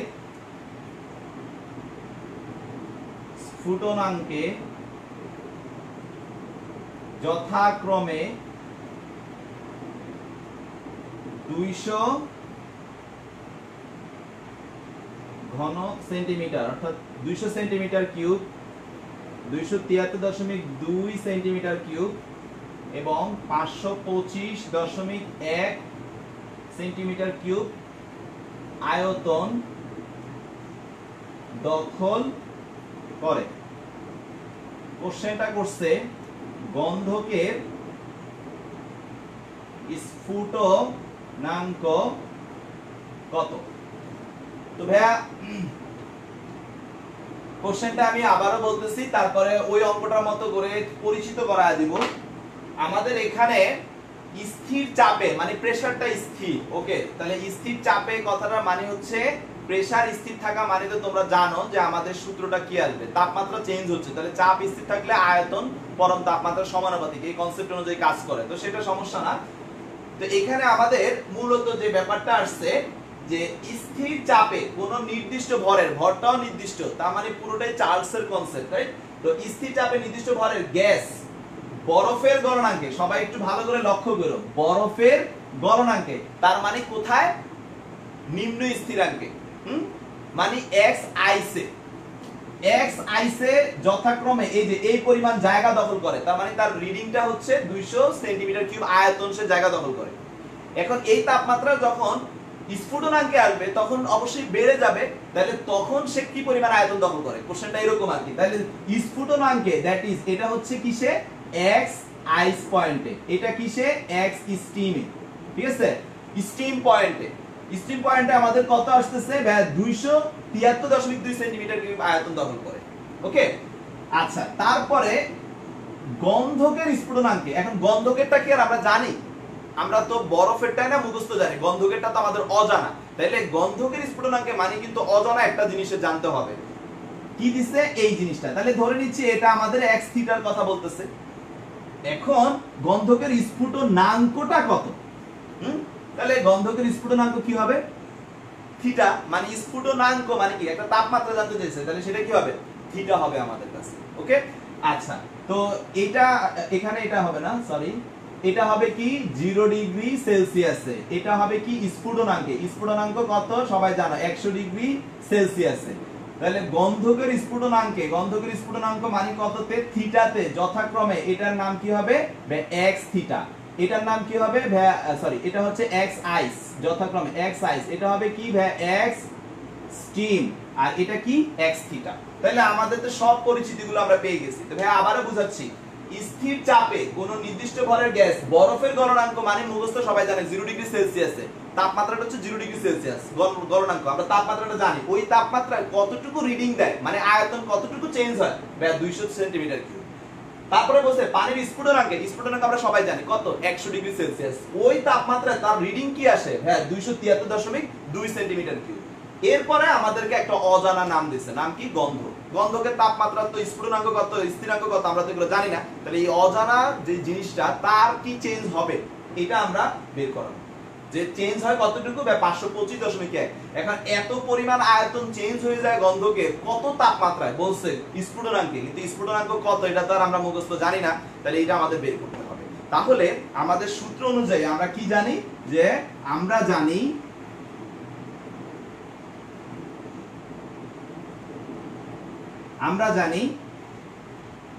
যে কোনো কিছুর অজানা তাপমাত্রা বের করার দুই স্থির পয়েন্টের সাপেক্ষে X theta minus X ice divided by X steam minus X ice into N.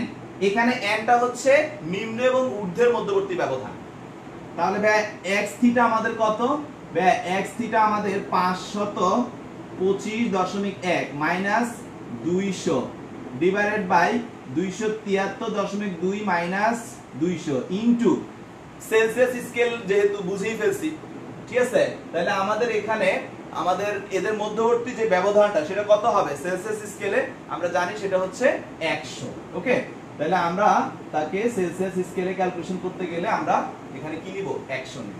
আচ্ছা, তো অনেকে প্রশ্ন করতে পারো যে ভাইয়া এখানে আমাদেরকে তো কোন জায়গায় কিন্তু সেলসিয়াস স্কেলের কথা বলে নাই, তো আমরা বেসিক্যালি সেলসিয়াস স্কেল নিয়ে, যদি কারো কথা না বলে আমরা সেলসিয়াস স্কেল নিয়ে কাজ করব। ওকে, এরপরে আমরা যখন সম্পর্ক শিখবো, তাহলে সে ফারেনহাইটে কত হবে তখন ফারেনহাইটে বের করে ফেলতে পারবো, কেলভিনে কত হবে তখন কেলভিনে বের করে ফেলতে পারবো। আচ্ছা, তো বা থিটা ইজ ইকুয়াল টু এটা, তো আমরা ক্যালকুলেশন করি। আমাদের যেটা আসে সেটা হচ্ছে 525.1 মাইনাস 200, তারপরে হচ্ছে 273.2 মাইনাস 200 ইনটু 100। তাহলে ভাই আমাদের যে অ্যানসারটা আসলো সেটা আসছে 444.12 ডিগ্রি সেলসিয়াস, 444.12 ডিগ্রি সেলসিয়াস। ওকে, তো এটা হচ্ছে আমাদের কি, আমাদের দুই স্থির বিন্দু থার্মোমিটারের কনসেপ্ট ব্যবহার করে কিভাবে আমরা একটা অঙ্ককে সলভ করতে পারি। এবার আমরা চলে যাব, আশা করি ম্যাথটা সবাই বুঝতে পারছো। এখন আমি চলে যাব বিভিন্ন, আমরা যে স্কেলগুলোর কথা বলতেছি, সেলসিয়াস, ফারেনহাইট এবং কেলভিন। আমি জানি তোমাদের স্কেলের সম্পর্কটা ধুমেয়া মুখস্থ, এসএসসি তে এই সূত্রটা সবাই খুব ভালো করে মুখস্থ করে ফেলছো, এবং কিভাবে আসছে আই থিংক তোমরা অনেকেই খুব ভালো করে জানো। তারপরেও আমার দায়িত্ব দেখানো, আমি দেখাবো। ওকে, আমি দেখাবো, তারপরে ত্রুটিপূর্ণ যে ব্যাপারটা সেটা নিয়ে কথা বলবো, তাহলে আমাদের ক্লাস শেষ। তো ঠিক আছে, আমরা এখন চলে যাচ্ছি নেক্সট, হচ্ছে আমাদের স্কেলগুলোর মধ্যকার সম্পর্ক তৈরি করব। তো এটা করার জন্য আমি একটা কাল্পনিক আদর্শ স্কেল নিব। হ্যাঁ,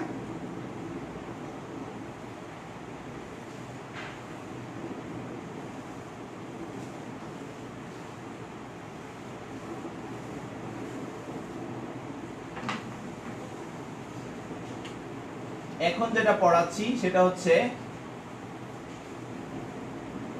বিভিন্ন স্কেলের মধ্যকার সম্পর্ক। ওকে, বিভিন্ন স্কেলের মধ্যকার সম্পর্ক।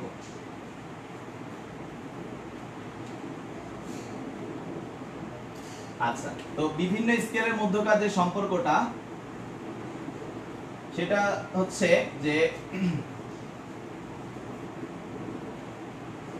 আমরা একটা আদর্শ স্কেল কল্পনা করি। এটা লেখালেখি তেমন কিছু নাই, আমরা সিম্পলি চিন্তা করি। ধরো একটা আমাদের আদর্শ স্কেল আমি নিচ্ছি,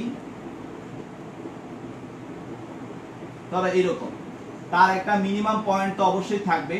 এই মিনিমাম পয়েন্টটা ধরো এ, তারপরে কোনো একটা নির্দিষ্ট কোনো একটা তাপমাত্রায়, কোনো একটা অজানা তাপমাত্রায়, কোনো একটা অজানা তাপমাত্রায় তার একটা রিডিং হচ্ছে পি।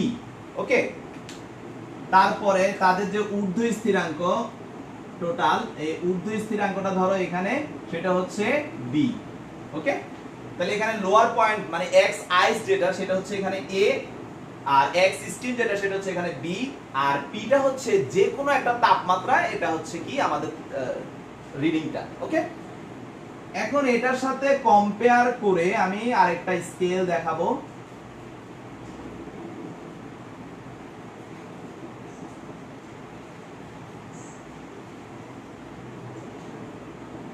ওকে, তো এখানে এই যে পয়েন্টটা, এটা সেলসিয়াসের ক্ষেত্রে কি হবে? সেলসিয়াসের ক্ষেত্রে এটা হবে 0 ডিগ্রি। ওকে, 0 ডিগ্রি। আর এইটা কত হবে? এইটা হবে 100 ডিগ্রি। আর কোন একটা নির্দিষ্ট সময়ে এই যে মানটা, এটা হবে কি? এই যে নির্দিষ্ট সময়ের এই মানটা, এটা হবে আমাদের সেলসিয়াস। ওকে, আমরা নাম দিলাম তার সেলসিয়াস। একই রকম ভাবে এইখানে আমরা একটা স্কেল যদি তৈরি করি,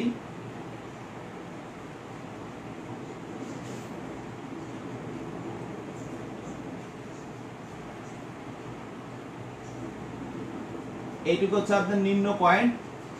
কেলভিনের ক্ষেত্রে এই জিনিসটা হবে কি 273, আর এটা হবে কি 373, 373।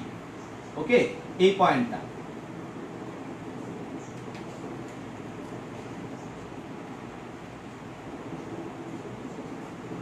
আর এইটার নাম আমরা কি দিব? কে।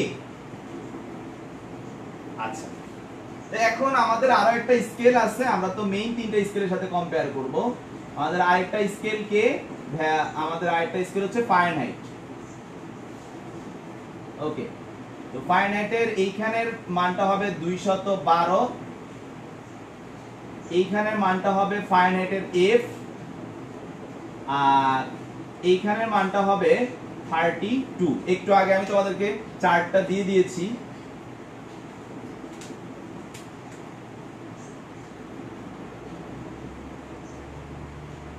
আচ্ছা, তো সবাই একটু খেয়াল করে দেখো, আমরা যদি এই আদর্শ থার্মোমিটারটার সাথে কম্পেয়ার করি, তো আমরা কি জানি যে এখানে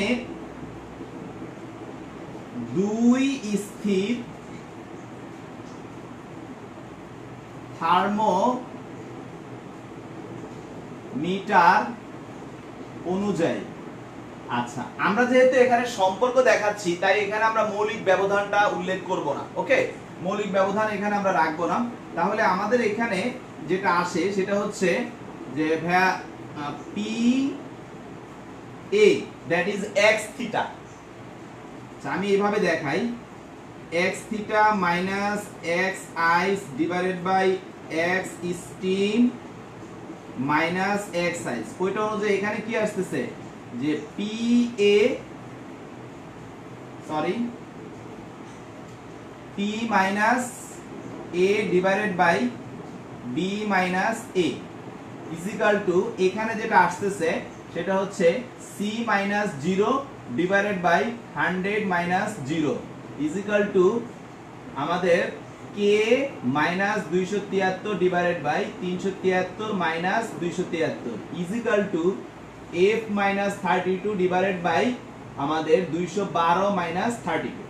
তো এগুলো আমাদের আর দরকার নাই, আমরা বা এখান থেকে বলতে পারি C divided by 100 equal to K minus 273 divided by 100 equal to F minus 32 divided by 180। Okay, এটাই কিন্তু সম্পর্ক, বাট আরেকটু কাটাকাটি করতে পারবো। এখানে আমরা 20 দ্বারা ভাগ করলে সবার মধ্যে 20 আছে, তাই আমরা 20 দ্বারা কাটাকাটি করলে আমাদের এটা হয়ে যায় 5, 5 20 100, এটাও হয়ে যায় 5 কে মাইনাস 273, আর এখানে এটা হয়ে যায় 9 দুগুণে 18, দ্যাট মিন্স 9 এফ মাইনাস 32। তো এটাই হচ্ছে ভাই আমাদের বিভিন্ন স্কেলের মধ্যকার সম্পর্ক c/5। তো তোমরা এই তিনটা লাইন মাথায় ভালোভাবে রাখলেই হবে।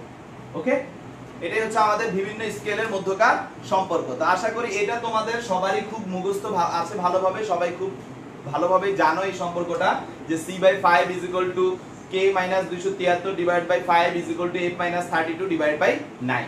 ওকে, তো আমরা এই সম্পর্কটা সবাই জানি। তো তোমাদের তোলা হইলে আমি মুছবো। এরপরে এই যে স্কেলটা, এটা যদি ত্রুটি হয় তাহলে কিভাবে অঙ্ক সলভ করব?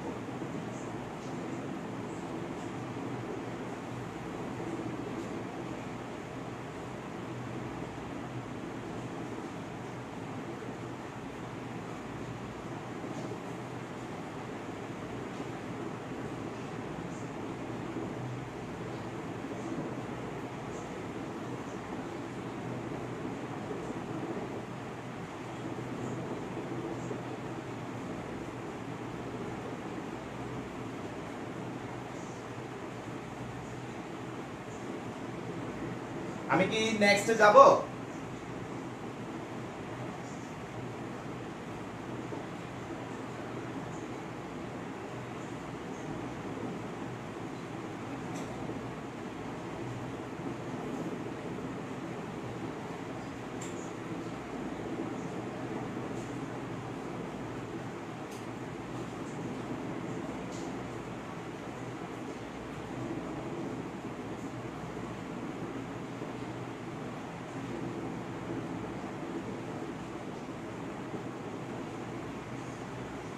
ওকে, তো আমরা বিভিন্ন স্কেলের মধ্যকার সম্পর্ক শিখে ফেলছি। অনেক বড় একটা বিষয় ছিল এটা, এটা দেখানোর জন্যই আসলে এত কিছু পড়ে আমরা আসলাম।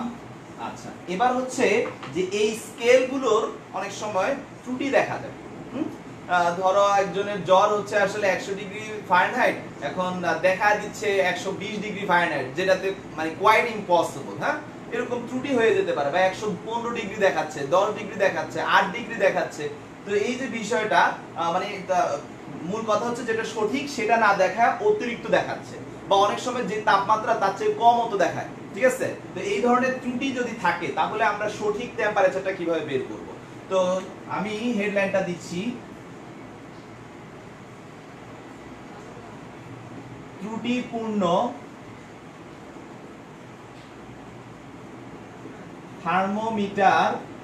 মিটারের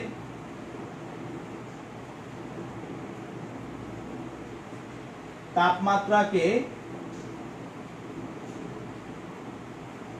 সঠিক থার্মোমিটারের তাপমাত্রায় রূপান্তর।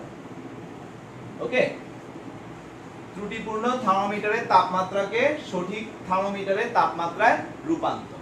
তো ভাই এখানে মূলত যে ব্যাপারটা আসতেছে সেটা হচ্ছে যে তোমাদেরকে একটা কনসেপ্ট দেয়া থাকবে যে একটা লোকের শরীরের নিম্ন স্থিরাঙ্কে এরকম আসতেছে, ঊর্ধ্ব স্থিরাঙ্কে এরকম আসতেছে, দুইটাই ভুল।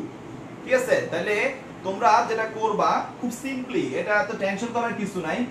ধরো আমি তোমাদেরকে সেলসিয়াস স্কেলটা দেখাচ্ছি, যে কোনো একটা স্কেল হোক সমস্যা নাই। সেলসিয়াস স্কেলের ক্ষেত্রে তোমরা সেলসিয়াসে বের করে অন্য স্কেলও নিতে পারো, তোমরা ফারেনহাইটও করতে পারো, যে স্কেল বলো কোনো সমস্যা নাই। সেলসিয়াস স্কেলে দেখাচ্ছি আমি। তো তোমরা যেটা করবা সেটা হচ্ছে x θ - x ice divided by x steam - x ice is equal to, তোমরা যেটা করবা c - 0 ডিভাইডেড বাই 100 - 0 সেলসিয়াসের ক্ষেত্রে।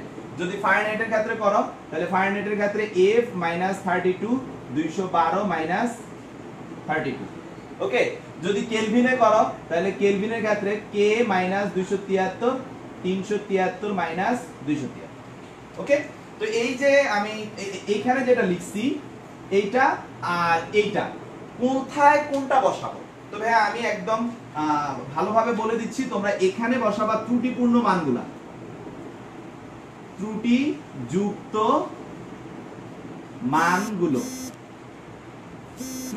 মানগুলো তোমার এখানে বসবে। আর এটা তো তোমাদের মুখস্থ, এটা তো সঠিক কনসেপ্ট। হ্যাঁ, শুধু সিটা তুমি বের করবা, ত্রুটিযুক্ত মানগুলোকে বের করবে। এই সি যেটা, এটাই হচ্ছে সঠিক মান বের হবে। এই সি যেটা বের হবে সেই হচ্ছে সঠিক মান। ওকে, তাহলে আমরা কি করব, এই সূত্রটাকে বসাবো, যেখানে x থিটা হবে ত্রুটিযুক্ত যে রিডিংটা একজন লোকের যে শরীরের তাপমাত্রা আমি পাইছি ত্রুটিপূর্ণ থার্মোমিটার ব্যবহার করে, এটা ত্রুটিযুক্ত। তাহলে এই ত্রুটিওয়ালা থার্মোমিটারটা বডিতে লাগাইলাম, সে এখন যে রিডিংটা দিবে সেটা ত্রুটিওয়ালা রিডিং, তাহলে সেই রিডিংটা হবে এখানে, মাইনাস এটা যে ত্রুটিটা নিম্ন স্থিরাঙ্ক ঠিক নাই, ঊর্ধ্ব স্থিরাঙ্ক ঠিক নাই, তো ওগুলো হবে এখানে। এটা যে মানটা সেটা সেলসিয়াসে কত আসবে আমরা এখানে বসাবো। এই সূত্রটা থেকে আমরা সেলসিয়াসের যে রিডিংটা পাবো সেটা হবে আমাদের সঠিক রিডিং। ওকে, তো এভাবে আমরা আমাদের ত্রুটিযুক্ত থার্মোমিটারের মানটা সঠিক থার্মোমিটারে রূপান্তর করতে পারবো। এখন সেলসিয়াস থেকে তুমি কনভার্ট করে ফারেনহাইটে নিবা, অথবা ডাইরেক্ট ফারেনহাইটে চাইলে ফারেনহাইটে অ্যাপ্লাই করে তুমি সলভ করবা। তো এটা ছিল আমাদের ত্রুটিপূর্ণ থার্মোমিটারের রিডিংটা কিভাবে আমরা সঠিক রিডিং এ রূপান্তর করতে পারি বা সঠিকটা পাবো। ওকে, তো আশা করি সবাই বুঝতে পারছো। তো ত্রুটির এটার পরে আর একটা জিনিস আছে, খুবই ইম্পর্টেন্ট, এটা এমসিকিউ তে আসে এবং প্রত্যেকটা স্টুডেন্ট এখানে কনফিউজড হয়। একটা কোশ্চেন আসে, এটা কোনো থিওরিটিক্যাল কিছু না, এটা ম্যাথমেটিক্যাল, তারপরে আমি একটা থিওরির মতো করে দেখা দিচ্ছি।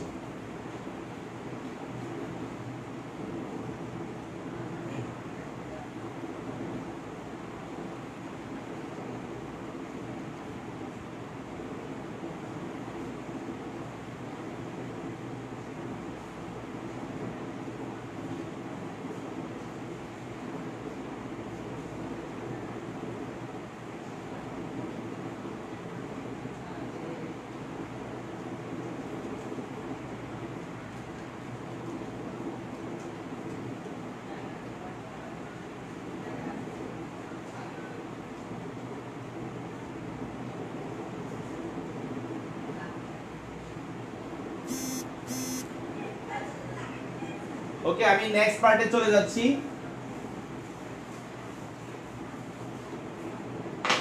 তোমাদের একটা কোশ্চেন প্রায় করবে যে সেলসিয়াস স্কেলে একটা তাপমাত্রা যে হারে চেঞ্জ হয়, বা সেলসিয়াস স্কেলে তাপমাত্রার যে পরিবর্তনটা হয় ফারেনহাইট স্কেলে তাপমাত্রার পরিবর্তন কি একই রকম হবে কিনা। তো সবাই এটা ভুল করে ফেলে, সবাই কি করে সম্পর্ক থেকে দেখায় দেয়। তো ভাই এটা অবশ্যই সম্পর্ক না, এখানে হচ্ছে পরিবর্তনের হারটা নিয়ে কথা বলতেছে। তো তোমরা একটা বিষয় দেখো, সেলসিয়াস স্কেলে কি হয়, কোশ্চেনটার মিল পাবা, তোমাদের পরিবর্তন কথাটা উল্লেখ থাকবে বা পরিবর্তনের হার কথাটা থাকবে। এখানে নিম্ন স্থির পয়েন্ট হচ্ছে 0 ডিগ্রি সেলসিয়াস আর ঊর্ধ্ব স্থির পয়েন্ট হচ্ছে 100 ডিগ্রি সেলসিয়াস। তো এখন তোমাদের এই তাপমাত্রার পরিবর্তনটা কি, প্রতি এক ঘরের জন্য এক পরিমাণ করে করে যাচ্ছে। হ্যাঁ, তাহলে এভাবে 100টা ঘর আছে। ওকে, আমি আবার বলতেছি এখানে 100টা ঘর আছে। তো ভাইয়া এখন আমি যদি ফারেনহাইটের কথা বলি, ফারেনহাইটের এখানে লোয়ার পয়েন্ট হচ্ছে 32, আপার পয়েন্ট হচ্ছে 212। তার মানে এখানে টোটাল এদের মধ্যবর্তী তফাৎ হচ্ছে 180 আর এখানে হচ্ছে 100। ওকে, তো আমরা মৌলিক ব্যবধান যদি সেলসিয়াসের সাথে মিল রেখে কথা বলি, অবশ্যই আমরা সেভাবে মিল রেখে কথা বলি। এটাকে যদি আমি 100 করতে যাই, তাহলে এখানে আমি 100 দ্বারা ভাগ করলে আমার আসে 1.8, আর এখানে আমি 100 দ্বারা ভাগ করলে আসে কত, 1। তার মানে কি দাঁড়াচ্ছে যে এখানে প্রতি এক ঘরের মান 1 আর এখানে প্রতি এক ঘরের মান হচ্ছে 1.8। আবারো বলতেছি, সেলসিয়াস স্কেলে প্রতি এক ঘরের মান 1, তার মানে এক ঘর বাড়া মানে 1 বাড়তেছে। কিন্তু ভাইয়া ফারেনহাইট স্কেলে এক ঘর বাড়া মানে কিন্তু 1 না, 1.8 বাড়তেছে। কথা বুঝাইতে পারছি?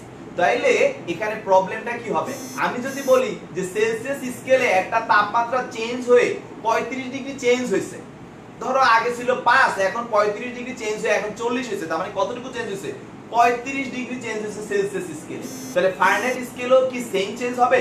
ফারেনহাইট স্কেলেতে এক ঘরের জন্য এখানে এক ঘর করে 35 ঘর চেঞ্জ হওয়ার কারণে আমরা বলছি 35, কিন্তু ওর 35 ঘর চেঞ্জ হলে কি সেলসিয়াসে 35 ঘর কি ফারেনহাইটে 35 হবে? হ্যাঁ, তাপমাত্রাটা ঘর হয়তো 35, ঘর এখানে ঠিকই 35টা হবে, কিন্তু তাপমাত্রা কত হবে? তাপমাত্রা হবে ভাই 35 ইনটু 1.8। কেন? কারণ এক ঘরের মান সেলসিয়াসের এক ঘরের মান ফারেনহাইটে হচ্ছে 1.8।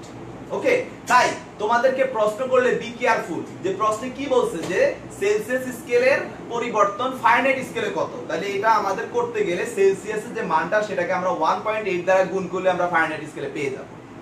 এটা হলো শর্টকাট দিয়ে বললাম, আর যদি সূত্র দিয়ে করতে চাও আমি সূত্রটা দিয়ে দিচ্ছি, নো প্রবলেম। তা আমি খুবই গুরুত্বপূর্ণ কিন্তু এই কথাটা, যে সেলসিয়াস স্কেলে যে হারে চেঞ্জ হয় ফারেনহাইট স্কেলে ঘর ঠিকই সে হারে যাচ্ছে, কিন্তু মান কিন্তু সে হারে না, মান কিন্তু 1.8 দ্বারা মাল্টিপ্লাই করতে হবে। আচ্ছা, তো ভাই আমি যাচ্ছি, তাহলে আমাদের সেলসিয়াস স্কেলের কি, সেলসিয়াসের পরিবর্তন ইজ ইকুয়াল টু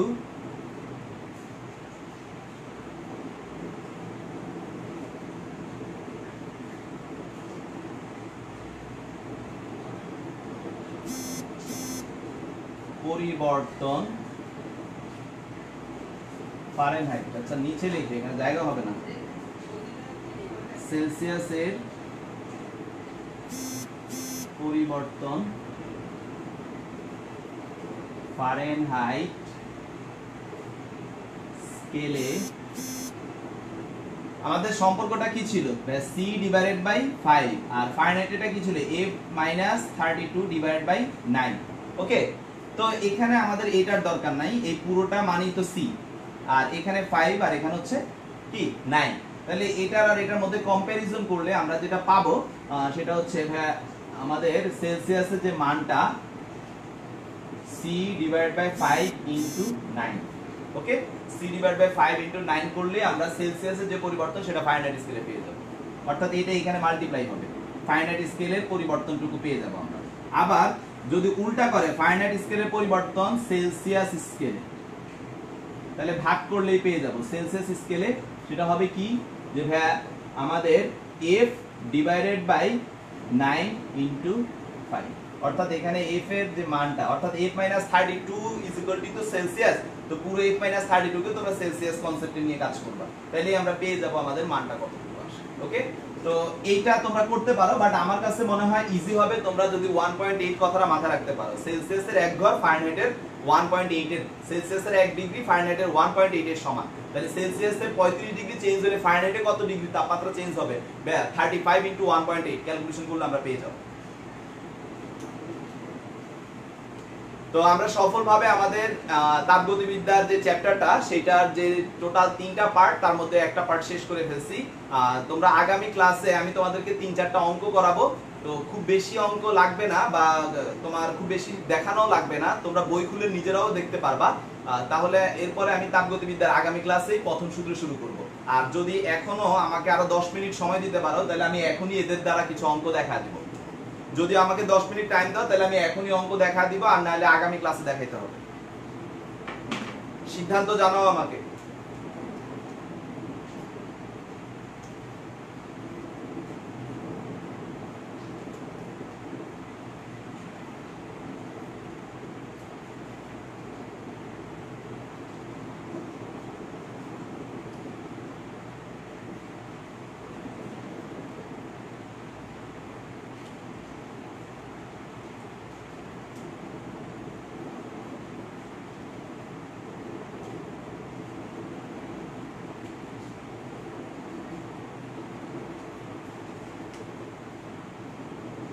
ওকে, সবাই দেখতেছি আজকে খুব মনোযোগী।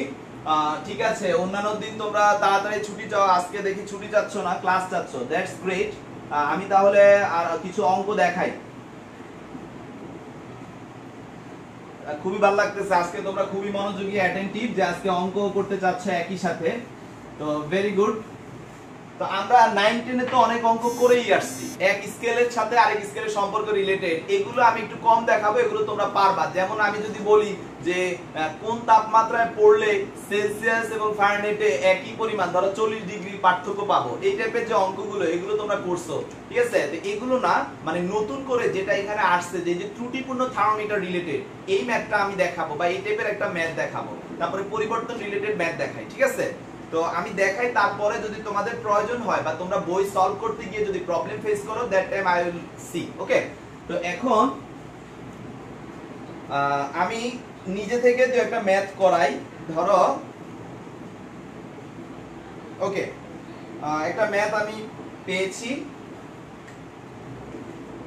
তোমাদের কাছে গাণিতিক পদার্থবিজ্ঞান দ্বিতীয় পত্র নাই, আমি জানি। আমি একটা কাজ করব, আমাকে মনে করাতে হবে, আমার খেয়াল থাকে না ক্লাসে পরে, আমাকে একটু বললো তোমাদের কি লাগবে, আমি গাণিতিক পদার্থবিজ্ঞান দ্বিতীয় পত্রের গাইডের ছবি তোমাদেরকে পাঠিয়ে দেবো, তোমরা যাতে ম্যাথ প্র্যাকটিস করতে পারো, ঠিক আছে? তো আমাকে মনে করাতে হবে।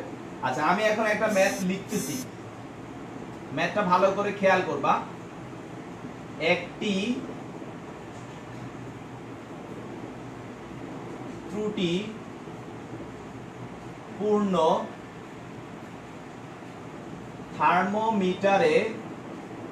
থার্মোমিটার প্রমাণ চাপে গলিত বরফে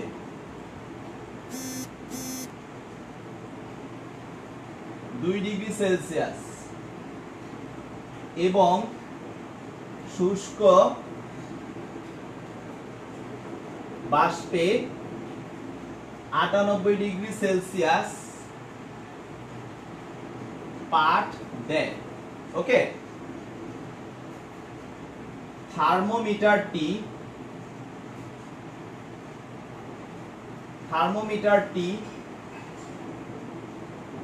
যখন 30 ডিগ্রি সেলসিয়াস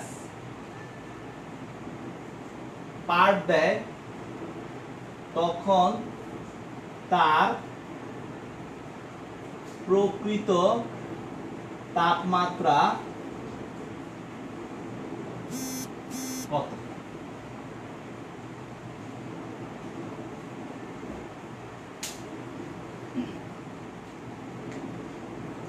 সবাই একটু ভালো করে লক্ষ্য করো, এখানে আমাদেরকে একটি ত্রুটিপূর্ণ স্যাররা আগেই বলে দিছে, কিন্তু ভাইয়া এতটা ভালো খুশি হওয়ার দরকার নাই। স্যাররা যে প্রশ্নে সবসময় বলেই দিবে এটা ত্রুটিপূর্ণ এমন কোনো গ্যারান্টি নেই, তুমি পড়ে বুঝতে হবে এটা ত্রুটিপূর্ণ। ওকে, ধরে নিচ্ছি স্যাররা প্রশ্নে বলে নাই এটা ত্রুটিপূর্ণ, তাহলে আমি কিভাবে বুঝবো ভাইয়া? থার্মোমিটারে প্রমাণ চাপে গলিত বরফে, একটু ভালো করে খেয়াল করো, গলিত বরফে মানে কি? আইস পয়েন্টে তাপমাত্রা হওয়ার কথা কত ছিল? 0 ডিগ্রি না, কিন্তু এখানে দিছে কত? 2 ডিগ্রি। দ্যাট ইজ 0 ডিগ্রি না হয়ে 2 ডিগ্রি হয়েছে, ভুল আছে, তাই তো? 2 ডিগ্রি সেলসিয়াস আমরা পাইলাম, নিম্ন স্থির পয়েন্টে ভুল, ত্রুটি আছে। শুষ্ক বাষ্পে তার দেওয়ার কথা ছিল 100, দিছে কত? 98, ভুল আছে। তাহলে যদি ত্রুটিপূর্ণ কথাটা না বলতো আমার ধরে নেওয়া লাগতো বা আমি বুঝে নিতে হইতো যে এটা ত্রুটিপূর্ণ থার্মোমিটার। ফাইন, আমরা x আইস পয়েন্টের তাপমাত্রা পাইছি, আমরা স্টিম পয়েন্টের তাপমাত্রা পাইছি। আচ্ছা, তারপরে পাঠ দেয়।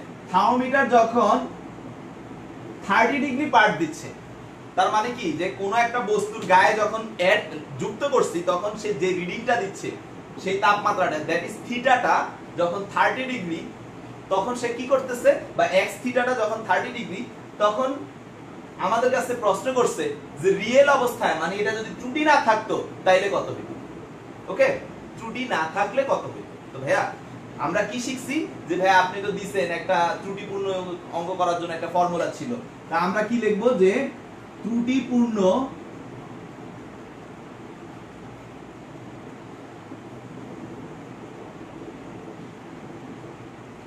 থার্মোমিটারের ক্ষেত্রে, আচ্ছা, থেকে থার্মোমিটার থেকে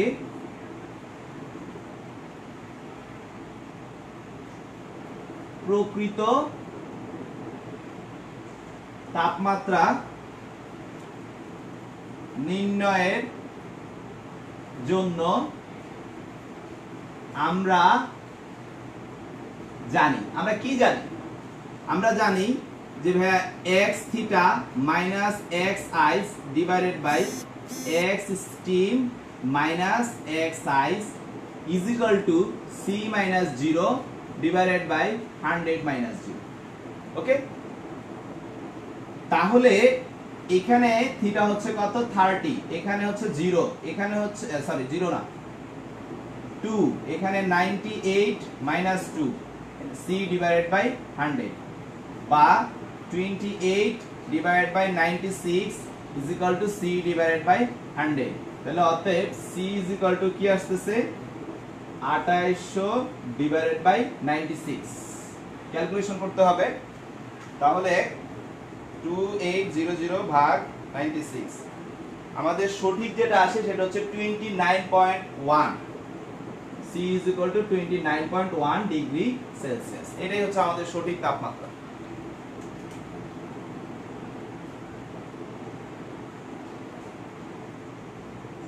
ওকে, এটা হচ্ছে আমাদের সঠিক তাপমাত্রা বের করার একটা ম্যাথ আমরা আলোচনা করলাম, এভাবে আমরা সঠিক তাপমাত্রা বের করব। ধরো কোন এক লোকের আমি বললাম যে তার জ্বর, তো একটা অঙ্ক মনে করো আমি তোমাদেরকে লিখে দিচ্ছি, তোমরা আমাকে এটা একটু সলভ করে দাও। ওকে, আমি একটা অঙ্ক দিচ্ছি, এটা তোলা হলে বলো, আমি একটা অঙ্ক দিচ্ছি। সবার তোলা হলে বলো, আমি একটা ম্যাথ দিব, সেটা সলভ করে দিও।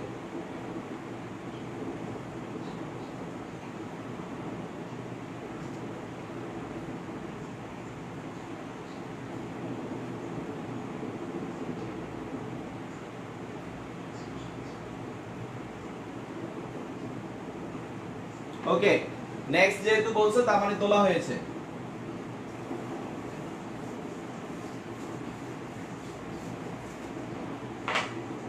তোমরা আমাকে অঙ্কটা করে দাও।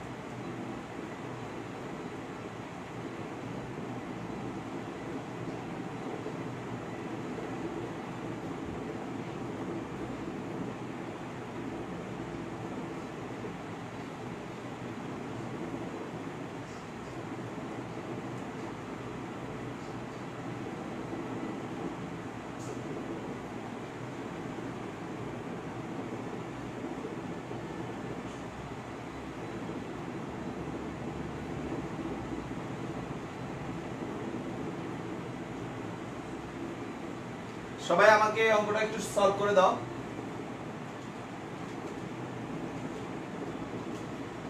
দেখি কে কেমন বুঝেছো, কে কেমন পারো, এখন একটু চেক করা যাক।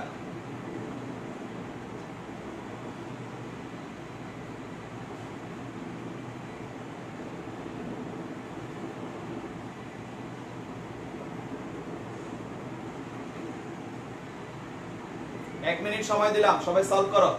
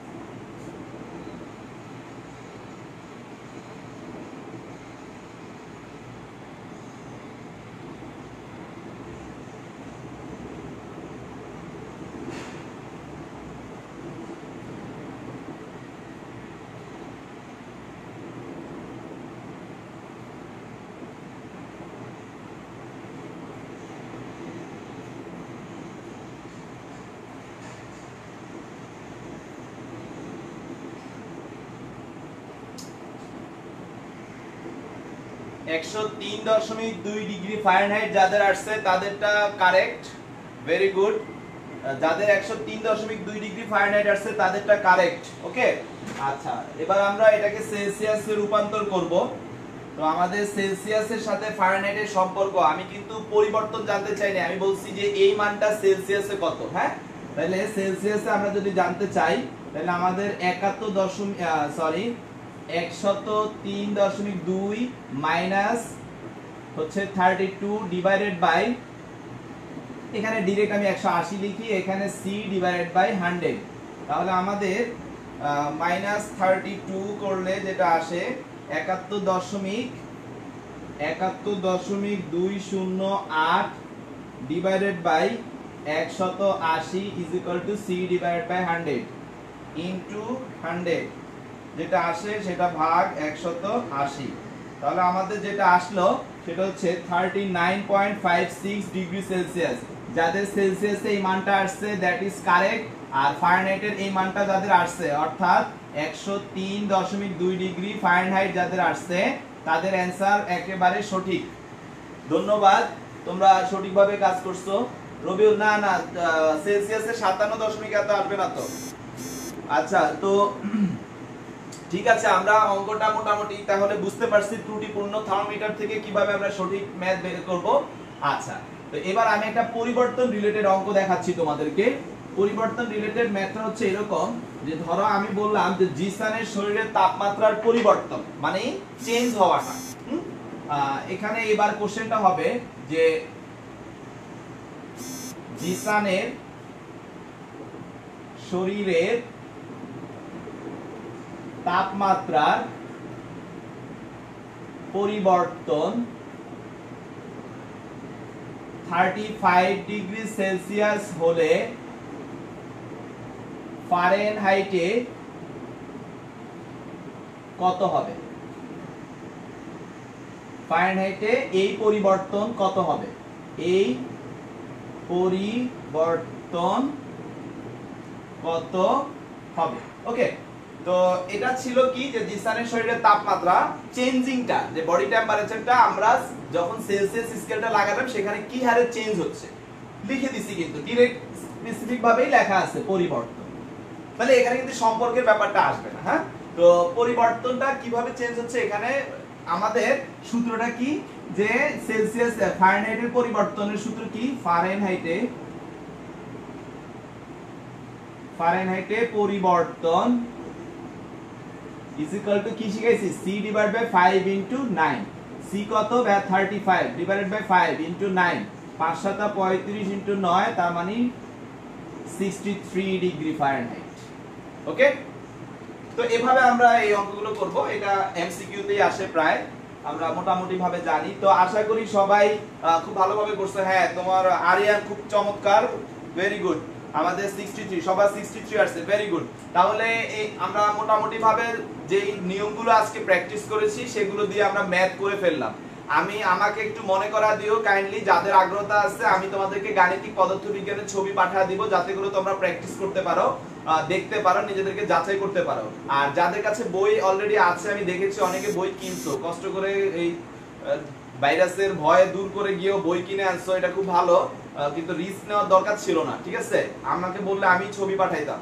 তো যেহেতু বই আছে, কারো কাছে আছে কারো কাছে নাই, যাদের কাছে নাই আমাকে বললে আমি ম্যাথ পাঠিয়ে দেব তোমাদের প্র্যাকটিস করার জন্য। ওকে, আর যাদের কাছে আছে তোমরা নিজেদের বই থেকে প্র্যাকটিস করে ফেলো। তো আজকে এই পর্যন্তই। তাহলে আগামী ক্লাসে আমরা ডাইরেক্ট চলে যাব তাপগতিবিদ্যার প্রথম সূত্র, ওকে, এবং তার বেসিকে আমরা চলে যাব।